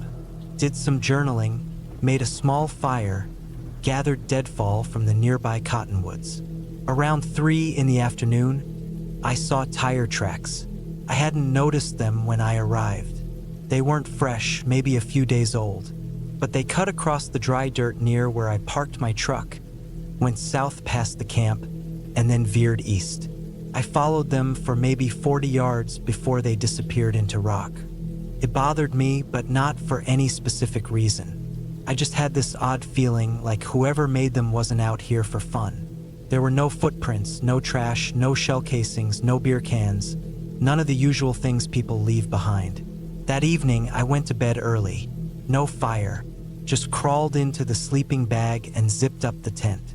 I left the rain fly off so I could see the stars. I was drifting when I heard something. At first, it was faint. A dull knock, then another. I opened my eyes. Came again. Knock, knock. Steady, deliberate.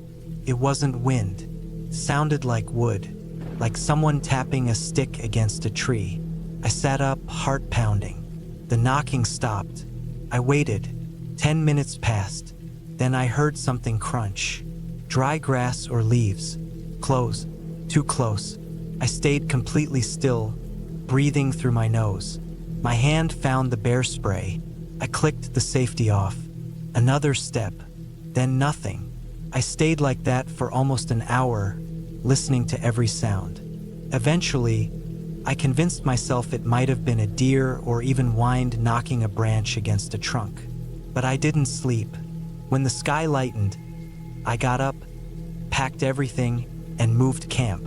I didn't go far, just about a mile west into a little cut below a slope.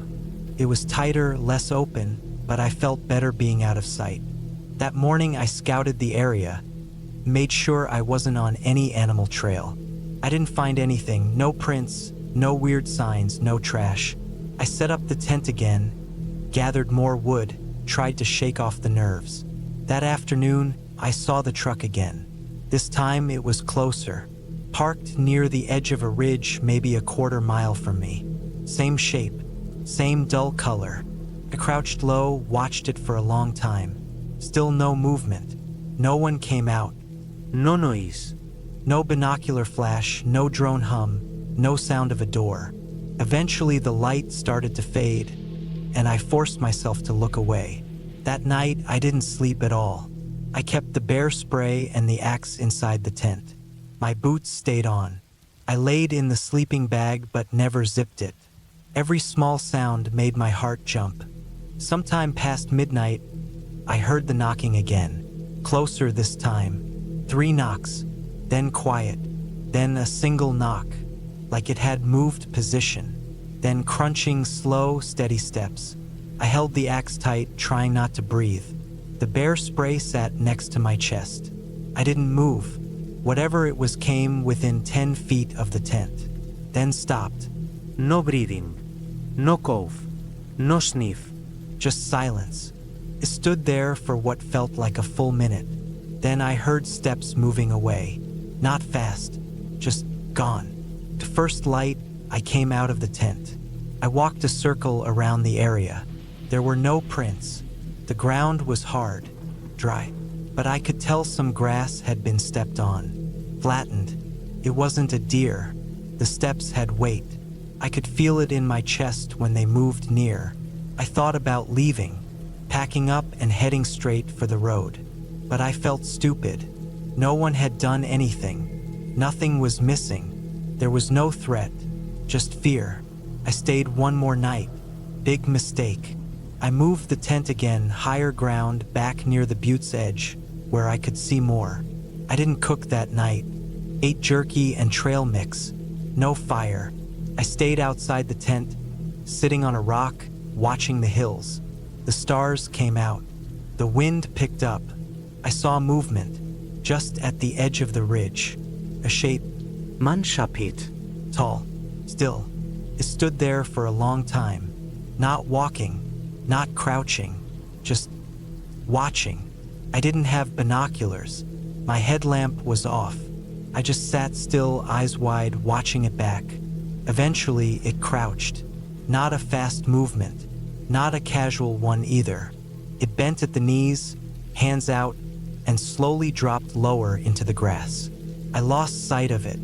I waited, nearly an hour. Then I heard the knocking. Not behind me, below. Then another knock to the left. Then another. 3 separate places. I stood up slow, backed toward the tent, never turning my back. I didn't sleep. I didn't even lie down. I just sat with my back against a boulder, axe in my hand, bear spray on my lap. When morning came, I packed everything in 15 minutes. As I drove out, I passed a set of fresh tire tracks that hadn't been there when I arrived. They weren't mine. I got back to Bowman around noon, drove straight to a gas station, sat in the lot for half an hour just breathing. I didn't tell anyone. What would I say? Back at home, I looked up news reports. Nothing strange. No missing persons, no manhunt, no murders. I scrolled forums, tried to find that post with the GPS pin. It was gone. To this day, I don't know what I saw, but I'll never camp alone again. And if I ever do, it won't be in North Dakota.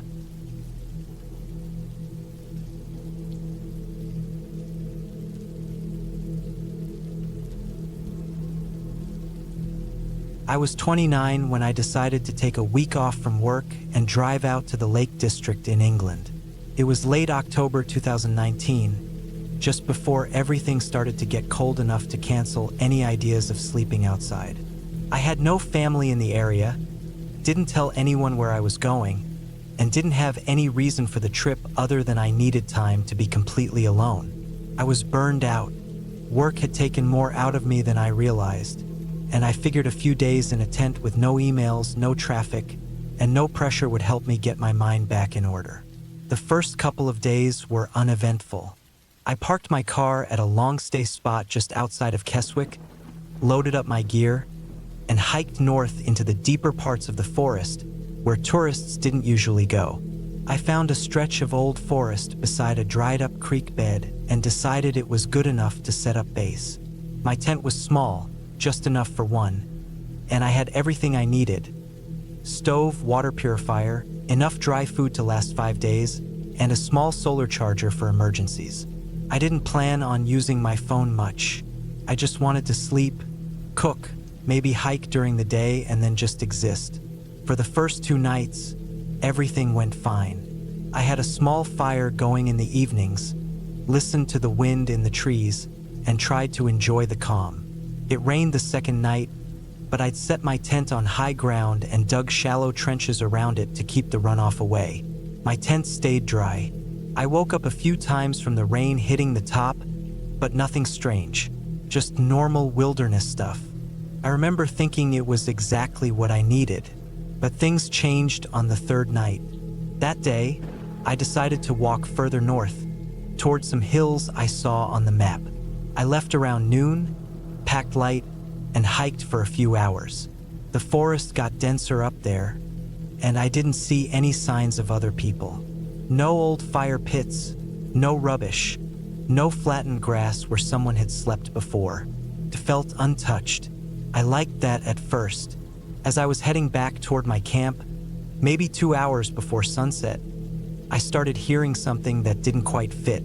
It sounded like branches breaking. Not the normal creaking of trees in the wind, but sudden cracks, like something heavy moving through the undergrowth. At first, I thought it might be a deer or maybe even a boar. They aren't too common there, but I'd heard of sightings. I stopped and crouched down, trying to get a glimpse through the trees. The sound was ahead and slightly to the left, maybe 30 or 40 meters off the trail. It stopped after about 10 seconds. Just silence. I waited for another minute, but nothing moved again. I told myself it was just a deer and kept walking. But after that, I noticed something strange. There were no birds. All day, I'd heard the usual high-pitched chirping, especially in the morning. But now, even though the sun hadn't set yet, it was quiet. Not dead quiet, but strangely dull. Just wind. That's the kind of thing you notice in the woods when you've been there a while. The normal background noise disappears and it puts your nerves on edge. Your brain starts trying to figure out why everything else has gone quiet. By the time I made it back to camp, it was nearly dark. I boiled some water for pasta, kept the fire going low, and tried to shake the weird feeling. I didn't hear anything else that evening, but I kept turning around every few minutes like something might be behind me. Just nerves, I figured. Probably just that sound earlier. I forced myself to sit still, eat, and then get into my tent. I zipped it up fully and kept the flashlight near my hand. That night, I didn't sleep well. Around 2 or 3 in the morning, I woke up needing to pee. I unzipped the tent just enough to slide out and walked maybe 10 feet from the entrance. It was cold, and my breath came out thick in the air. There was no wind, no noise. I could hear my boots crunching on the wet leaves as I moved. I did what I needed to do, then turned around to get back in the tent. That's when I noticed it. Something had moved. The small pile of sticks I'd left near the edge of camp for the fire was scattered. I hadn't heard anything, but the pile wasn't where it had been. It wasn't a big change, just slightly off to the side, like someone had walked through it carelessly. I stood there staring at it for maybe a minute, trying to decide if I was just remembering it wrong.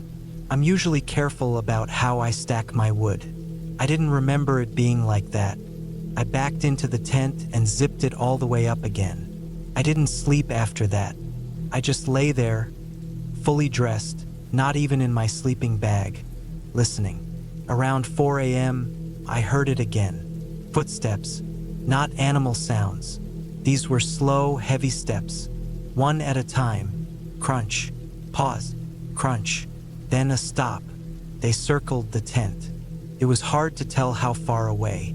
Maybe 5 or 6 meters, maybe closer, but the sound was clear. A foot on wet leaves, then silence, then again on the other side. I didn't move. I didn't breathe loudly. I didn't even reach for my flashlight. I just stayed still, hoping whatever it was would lose interest and go away. Didn't. It stopped moving for a long time. I started to think maybe it was gone. Then something brushed the side of the tent. Not hard, just enough to make the nylon ripple slightly. I clenched my fists and kept still. My heart was pounding in my ears, louder than the wind outside. I don't know how long it stayed there. Could have been 5 minutes. Could have been 30. Eventually, the sounds stopped. Whatever it was, it left. I waited until the sky started to get light before I moved. When the sun came up, I stepped outside. Nothing was missing, but I could see the prints in the mud around the edge of the tent. They weren't boots. They were bare feet. Long, narrow prints with deep heels and wide toes. No shoes, no socks. Just human feet, out there in the cold, in the middle of nowhere. I packed up everything in 15 minutes. Didn't even make breakfast. I headed straight south, toward the road. I didn't follow the same path I came up from. I cut straight through the woods, trusting my compass and praying my legs wouldn't give out. I only stopped once to drink from the stream. I reached the road by noon and hiked down until I found a small shop with a payphone.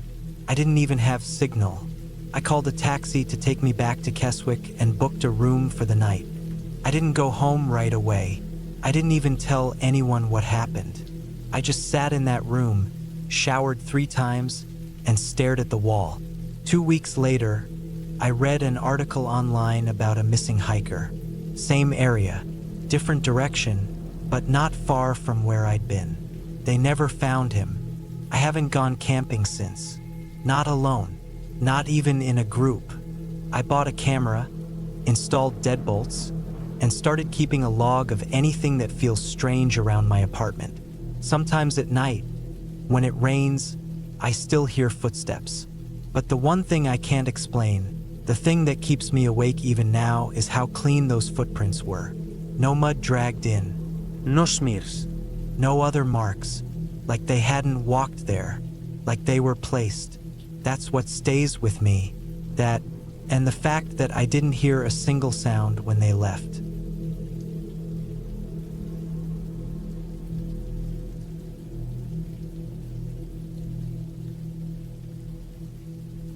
It was late September of 2019 when I decided to take a solo camping trip. I was 31 back then, working a dead-end delivery job in Coventry, England. Life had started to blur into the same routine: wake up, work, eat, sleep, repeat. I hadn't taken a real break in years, and I figured a few days out in nature might clear my head a bit. I wasn't chasing anything spiritual or deep. I just wanted to sit away from people for a while and maybe hear nothing but rain or birds for once. I picked a spot in the Peak District, not far from a small village called Wetton. I'd seen the place once years ago when my cousin dragged me on a hike there. It stuck in my mind because of how quiet it was. Just long fields, thick woods, and the kind of winding lanes that make you feel like you've gone back in time. I didn't book a campsite or anything fancy. Just packed my gear, tent, sleeping bag, a few tins of beans, and one of those foldable stoves, and drove up there in my old hatchback. The day I left, it was already raining, that fine English drizzle that never seems to end. The forecast had said it'd clear by evening, so I wasn't too bothered. I drove with the windows cracked, rain misting through, damp air filling the car. It was calming in a weird way. Took me about 3.5 hours to get to the edge of the woodland I was aiming for. There was a gravel lay-by next to an old stone wall, just big enough for one car. That was where I parked. The rain picked up as I got my stuff out. I wore a thick hoodie and an old waterproof jacket, but it wasn't doing much by the time I got my backpack slung on. I left the car locked behind me and followed a narrow, overgrown path that led into the woods. The trees were dense and the canopy above did little to stop the rain. It was all brown leaves, dripping branches, and mud, but it was quiet, peaceful even. That's what I wanted. I walked for about 25 minutes, boots sinking slightly with every step, until I found a dryish patch under a thick oak tree. The rain wasn't hitting the ground as much there. I set the tent up fast, getting soaked in the process. It was a simple dome tent, nothing fancy, but it kept the rain off. Once I got inside and zipped everything shut, I felt oddly proud. It was cold, wet, and miserable, but I was alone, and for once, no one was asking anything from me. I changed into dry clothes, lit a little candle lamp, and set it in the corner of the tent. The sound of the rain on the canvas was constant. I could hear the distant sound of wind brushing against branches, and somewhere far off, the low moan of cows or maybe sheep. I made a quick dinner, beans and some bread, and sat cross-legged inside the tent, eating straight from the tin. It was cramped, but it felt good to not be in a flat or stuck in traffic for once. Night came quicker than I expected. By 7:30, it was nearly pitch black outside. The rain hadn't let up. If anything, it got heavier. You could hear it slapping against the leaves and splashing into the undergrowth. My phone had no signal, which I expected. I checked the battery, 70%, then turned it off to save power. There was no point in scrolling through anything anyway. I lay down in my sleeping bag and listened to the storm. It was the kind of steady noise that should lull you to sleep, but something kept me from fully relaxing. It wasn't fear or nerves. Not yet.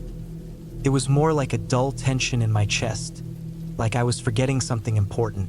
It started around 10 p.m. I dozed off a little, but then I heard what sounded like movement outside. Not the wind, not the rain, something deliberate, something heavier. It came from about 20 feet away, maybe behind the oak tree I'd set up under. It was the sound of something stepping on wet leaves, then a faint rustle, then nothing. I froze.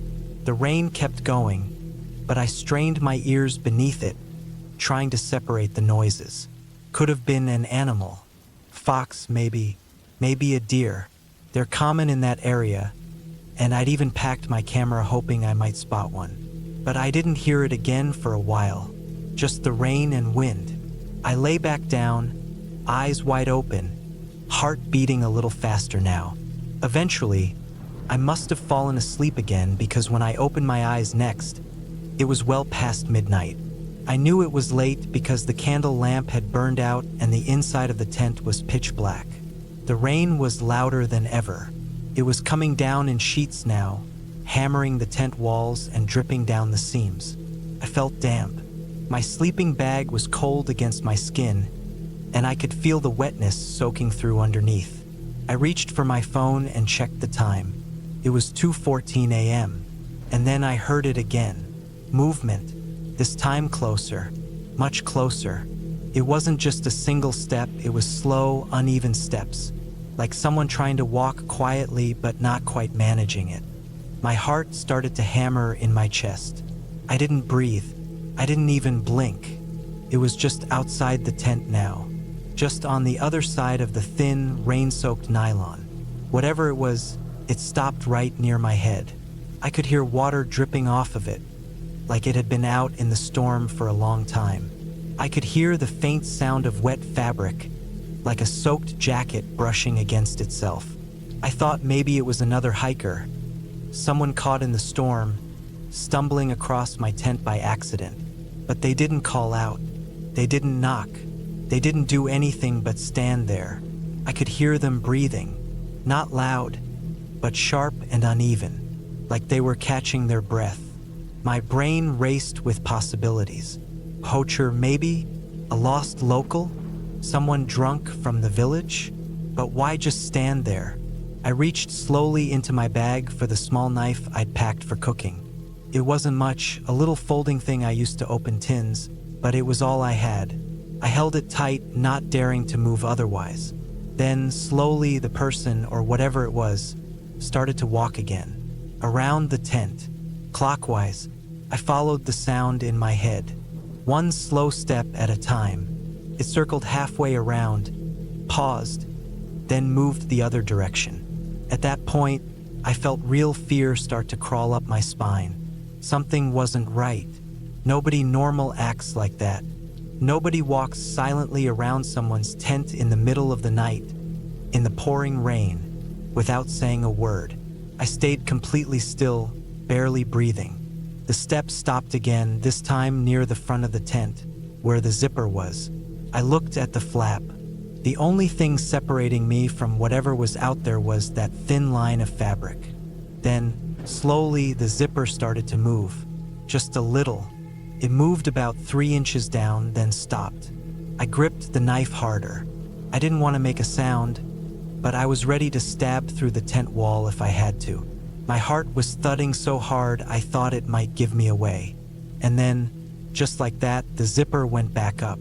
All the way. I waited. Minutes passed. I heard nothing. No steps. No breathing. Nothing but the rain and the occasional groan of trees bending in the wind. Eventually, I moved. I unzipped the sleeping bag, turned on my phone's flashlight, and shone it around the tent interior. Nothing was torn. Nothing was touched.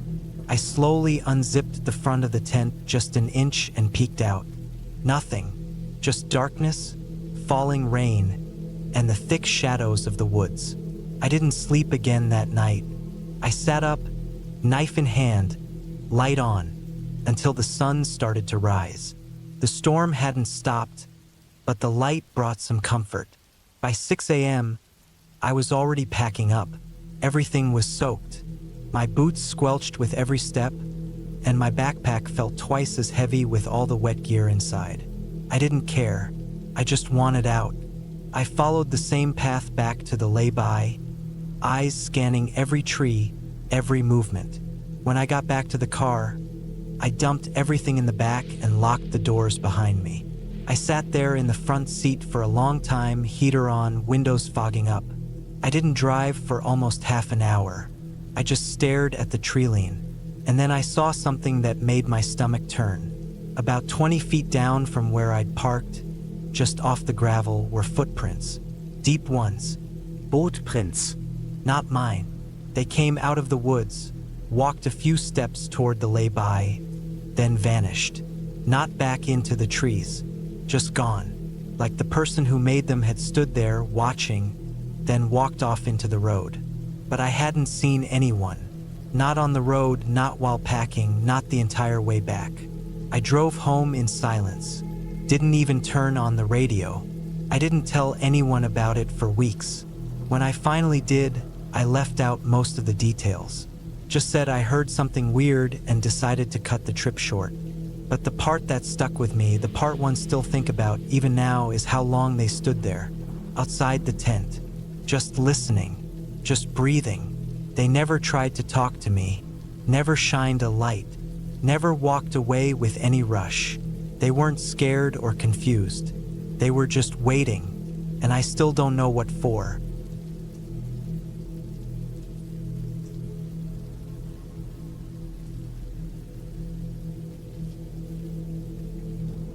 I was 32 years old when I made one of the worst decisions of my life.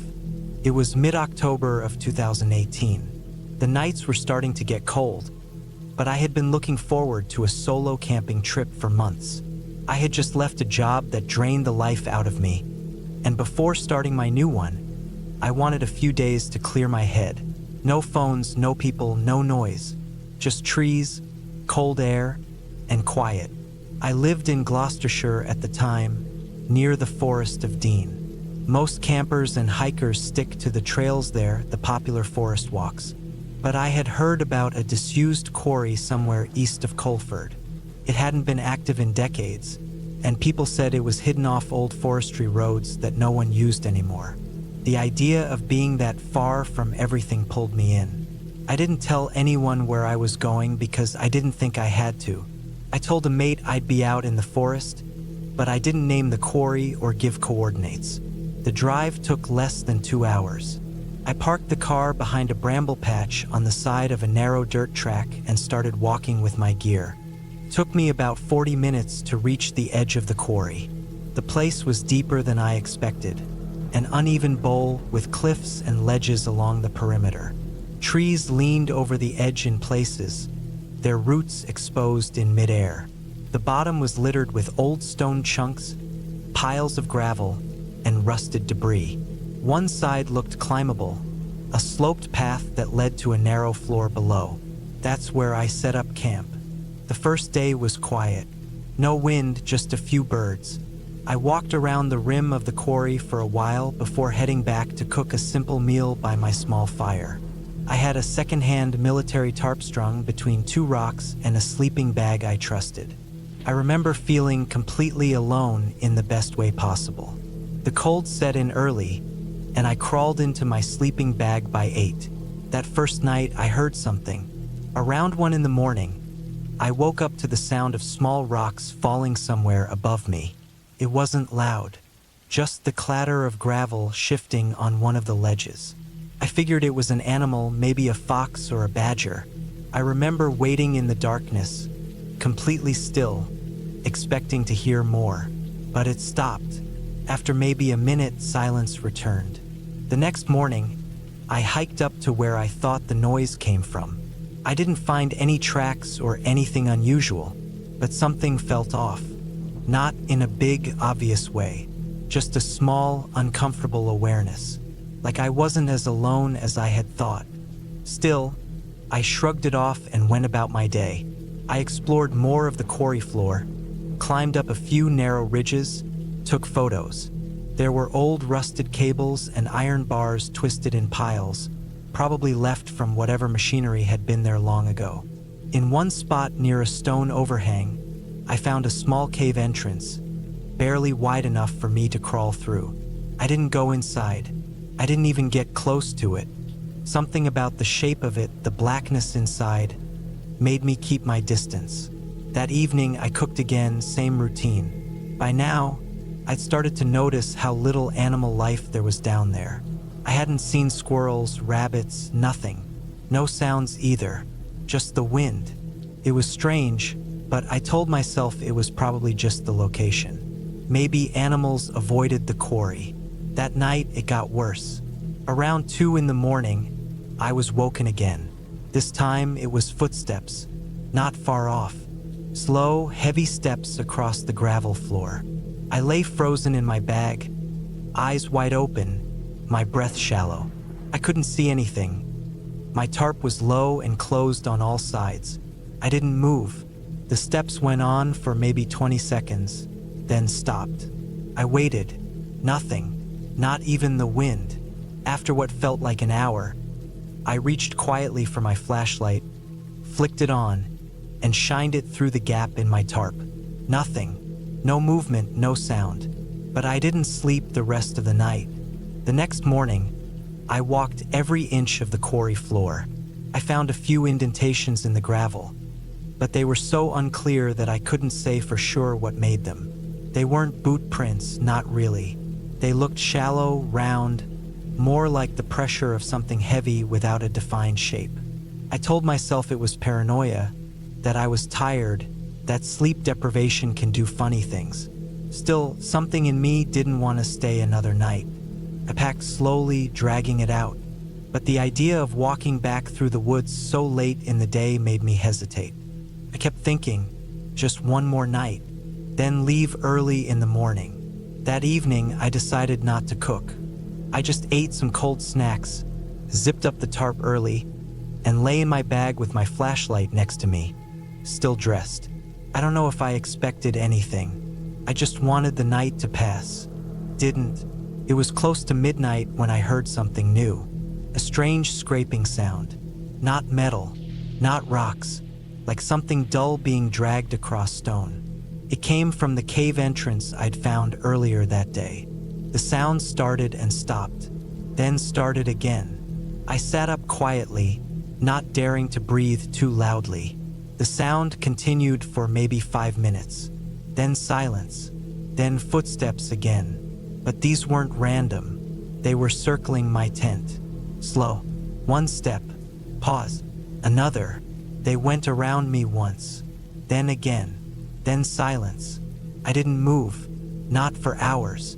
At some point, I must have passed out from exhaustion. When I woke up, the sky was pale gray. I sat up quickly, checked my gear. Everything was there. Nothing disturbed. But outside my tarp, there were marks. Not footprints. Just shallow trails in the gravel. Circles. Random loops. Like someone had dragged a stick in the dirt, except no stick. I packed in 20 minutes. I didn't eat, didn't drink. I just shoved everything into my bag and climbed the slope back to the rim. The trail back to my car felt longer than I remembered. I kept stopping, listening. Nothing followed, but the silence was so complete it felt unnatural. I made it to my car by mid-morning. When I stepped onto the dirt road, I saw something that made me freeze. There were 2 deep gouges in the ground behind my car. Long, narrow tracks, maybe a foot apart. They went from the tree line straight to the back of my car and stopped. I checked the vehicle. No damage. No tampering. Just those marks. Like someone or something had dragged 2 poles or legs behind it, walking right up to the vehicle sometime during the night. I drove out of there fast. I didn't stop until I hit the main road near Cinderford. Back home, I didn't tell anyone. I didn't sleep properly for a week. My new job started the following Monday. I tried to put it out of my mind. Tried to forget the quarry, the cave, the marks in the gravel. But the worst part came 3 weeks later. I was at home, sorting through photos on my camera from the trip. Most were trees, rocks, sky. But then I saw a picture I didn't remember taking. It was from the second night, time-stamped around 2:11 a.m., about the time I heard those footsteps. The photo showed the quarry, dimly lit, probably from the moon. My tarp was visible in the corner, and behind it, maybe 15 feet away, something was standing upright. It wasn't clear. It was blurry, like it moved during the shot. But it was tall, much taller than a person. Thin arms, too long. No visible face. It looked bent, like it didn't fit its own shape. I deleted it immediately. I've never gone camping alone again. I've never gone back to the Forest of Dean at all. And I never told anyone what I saw in that photo. But I know now why there were no animals down there. I know now why that quarry was abandoned. And I know that some places are empty for a reason.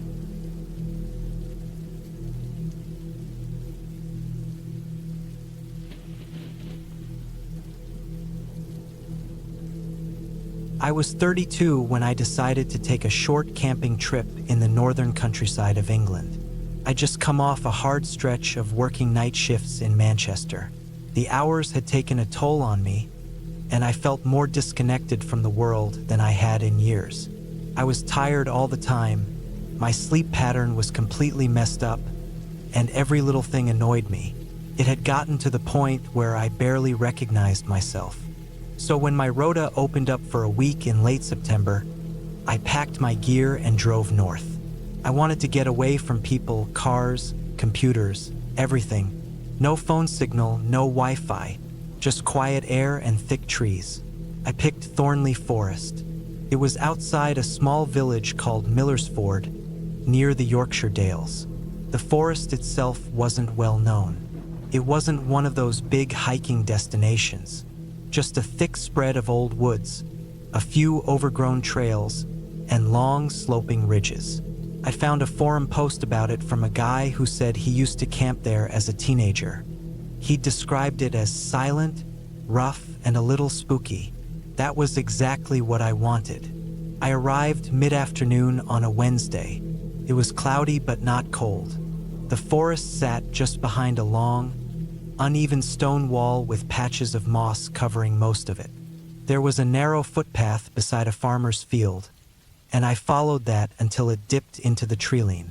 My plan was to hike in about 2 miles, find a flat spot away from the path, and spend 2 nights. I had a one-man tent, food for 3 days, a small stove, and a cheap camo rain cover for the tent.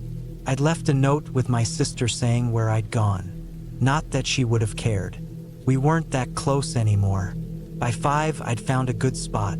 It was tucked away behind a small hill, not too far from a slow-running stream. The ground was soft but not wet. There were no signs of recent campers. Felt like no one had been through there in a long time. I set up camp and boiled a bit of water for tea. That first night was calm. The wind in the trees was steady but soft, and the forest was quieter than I'd expected. No traffic sounds. No voices. I slept early, sometime around 9. It was that next morning when things started to feel wrong. I woke up to a strange pattern in the ground near my tent. I hadn't noticed it when I arrived. It looked like shallow footprints, but they weren't deep enough to say for sure. It was like something had pressed into the ground lightly, just enough to disturb the surface. The pattern circled the side of my tent and ended near the edge of the trees. I stared at it for a while, thinking maybe it was mine from the day before, but they didn't line up with my boot size. These were smaller. Not child small, but smaller than mine. Narrow, with a pointed heel and shallow toe marks. I told myself it could have been a deer or a dog, or maybe just natural settling. I didn't want to get worked up over it. I made breakfast and decided to walk farther into the forest that day. By the time I got back around 5 in the afternoon, I saw more of the same marks, this time near my stove and food pack. Again, shallow and light, like someone had stepped carefully. I felt a sharp unease in my stomach, but I ignored it. I told myself it was probably just foxes. I packed the food tighter, brought it into the tent with me, and zipped everything up. That night, I didn't sleep as well. The wind had picked up, and the trees creaked and groaned above me. At some point, maybe around midnight, I thought I heard movement outside. Not fast, just slow, careful steps through leaves. I stayed completely still and held my breath. The sound faded after a while. I didn't unzip the tent. I didn't want to see anything. The next morning, I forced myself to be logical. I told myself it was probably a badger or a fox. They're curious. The wind might have made things sound closer than they were. But still, I packed up early. I decided I'd hike to a new spot, farther into the forest. Somewhere deeper where I could feel more secure, even if that made no real difference. I hiked about 45 minutes north along a barely visible animal trail. I found a small flat area surrounded by thick growth. It was hard to see in or out from where I pitched the tent. That made me feel better, but that comfort didn't last long. Around 6 in the evening, while I was eating, I noticed something that didn't sit right. About 30 meters away, partially hidden behind a cluster of birch trees, there was a figure. He was standing completely still. He wasn't close enough for me to see his face, but I could make out his outline between the trees. He wore dark clothes, maybe a jacket or a heavy coat, and he stood with his arms low, just hanging, not moving at all. I froze. My food slipped off the fork in my hand and landed in the dirt. I didn't know what to do. I stared at him, trying to make sense of it. Then he stepped sideways, slowly, almost casually, and disappeared behind one of the trunks. I didn't move. I waited. 10 minutes passed, then 20. Nothing. I didn't go looking. I didn't want to. I pulled everything into my tent, zipped it up, and sat there with my pocket knife in my hand. That was all I had. No gun, no phone signal, just a 4-inch blade and a thin tent wall between me and whatever or whoever that was. I didn't sleep. At some point deep into the night, I heard movement again. This time it wasn't leaves. It was breathing. I could hear someone breathing near my tent. Shallow, almost slow on purpose. Then something brushed the side of the tent. Just lightly, like a hand. I stayed still for over an hour, afraid to even blink. The breathing stopped eventually. The noise faded. When daylight came, I stepped out and looked around. Nothing was there, but the same shallow prints were scattered all around the tent. They weren't new anymore. They were old, layered. This wasn't the first time he'd come close. I should have packed up right then, but I didn't. I don't know why. Maybe I felt frozen. Like leaving might mean turning my back. Like staying put was safer. I told myself he was just some local, maybe a weirdo from the village, someone who liked messing with campers. I stayed through that day, nervous the entire time. At dusk, I set up my flashlight on a branch to give myself a wider range of vision. I didn't eat. I didn't boil water. I just sat. When darkness came, I didn't see anything for hours. But around 1 in the morning, I spotted movement. Not far from the tree line, this time closer than before, he stepped out again. He was taller than I'd thought. Lanky, shoulders hunched. His face looked pale in the moonlight, and I realized he wasn't wearing a proper jacket. It looked like an old trench coat, stained and heavy. He had something in his hand, long and thin. Could have been a stick, could have been something worse. He didn't move toward me. He just stood there, maybe 15 meters away. I didn't say a word. I didn't move. I just stared back, heart pounding so hard I could feel it in my throat. He stood there for over 5 minutes. Then he stepped back and vanished again into the woods. That was it. I snapped. I waited for the sun to come up, packed everything in under 15 minutes, and left without breakfast. I didn't follow any trail. I just moved in a straight line back the direction I thought the stone wall was. I didn't care if I got lost. I just needed to get out. Took me 2 hours to find the car.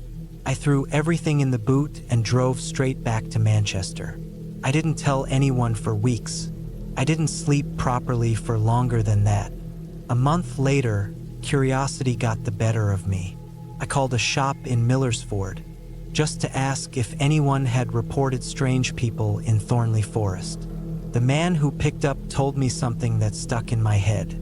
He said the forest had a history, not criminal, just odd. Local teens avoided it. People said there was an old hermit who used to live out there years ago, maybe still did. No one knew where. No one ever saw him up close.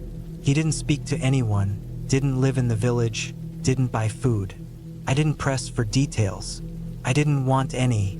I've never gone back to that area. Sometimes, when I'm alone in the flat at night, I think about the way that man moved. Slow, silent, watching. I think about how he'd circled my tent the first night, how he stood still for so long in the trees, how close he got without making a sound. And I think about how I almost stayed a third night. If I had, I don't think I'd have left the forest at all.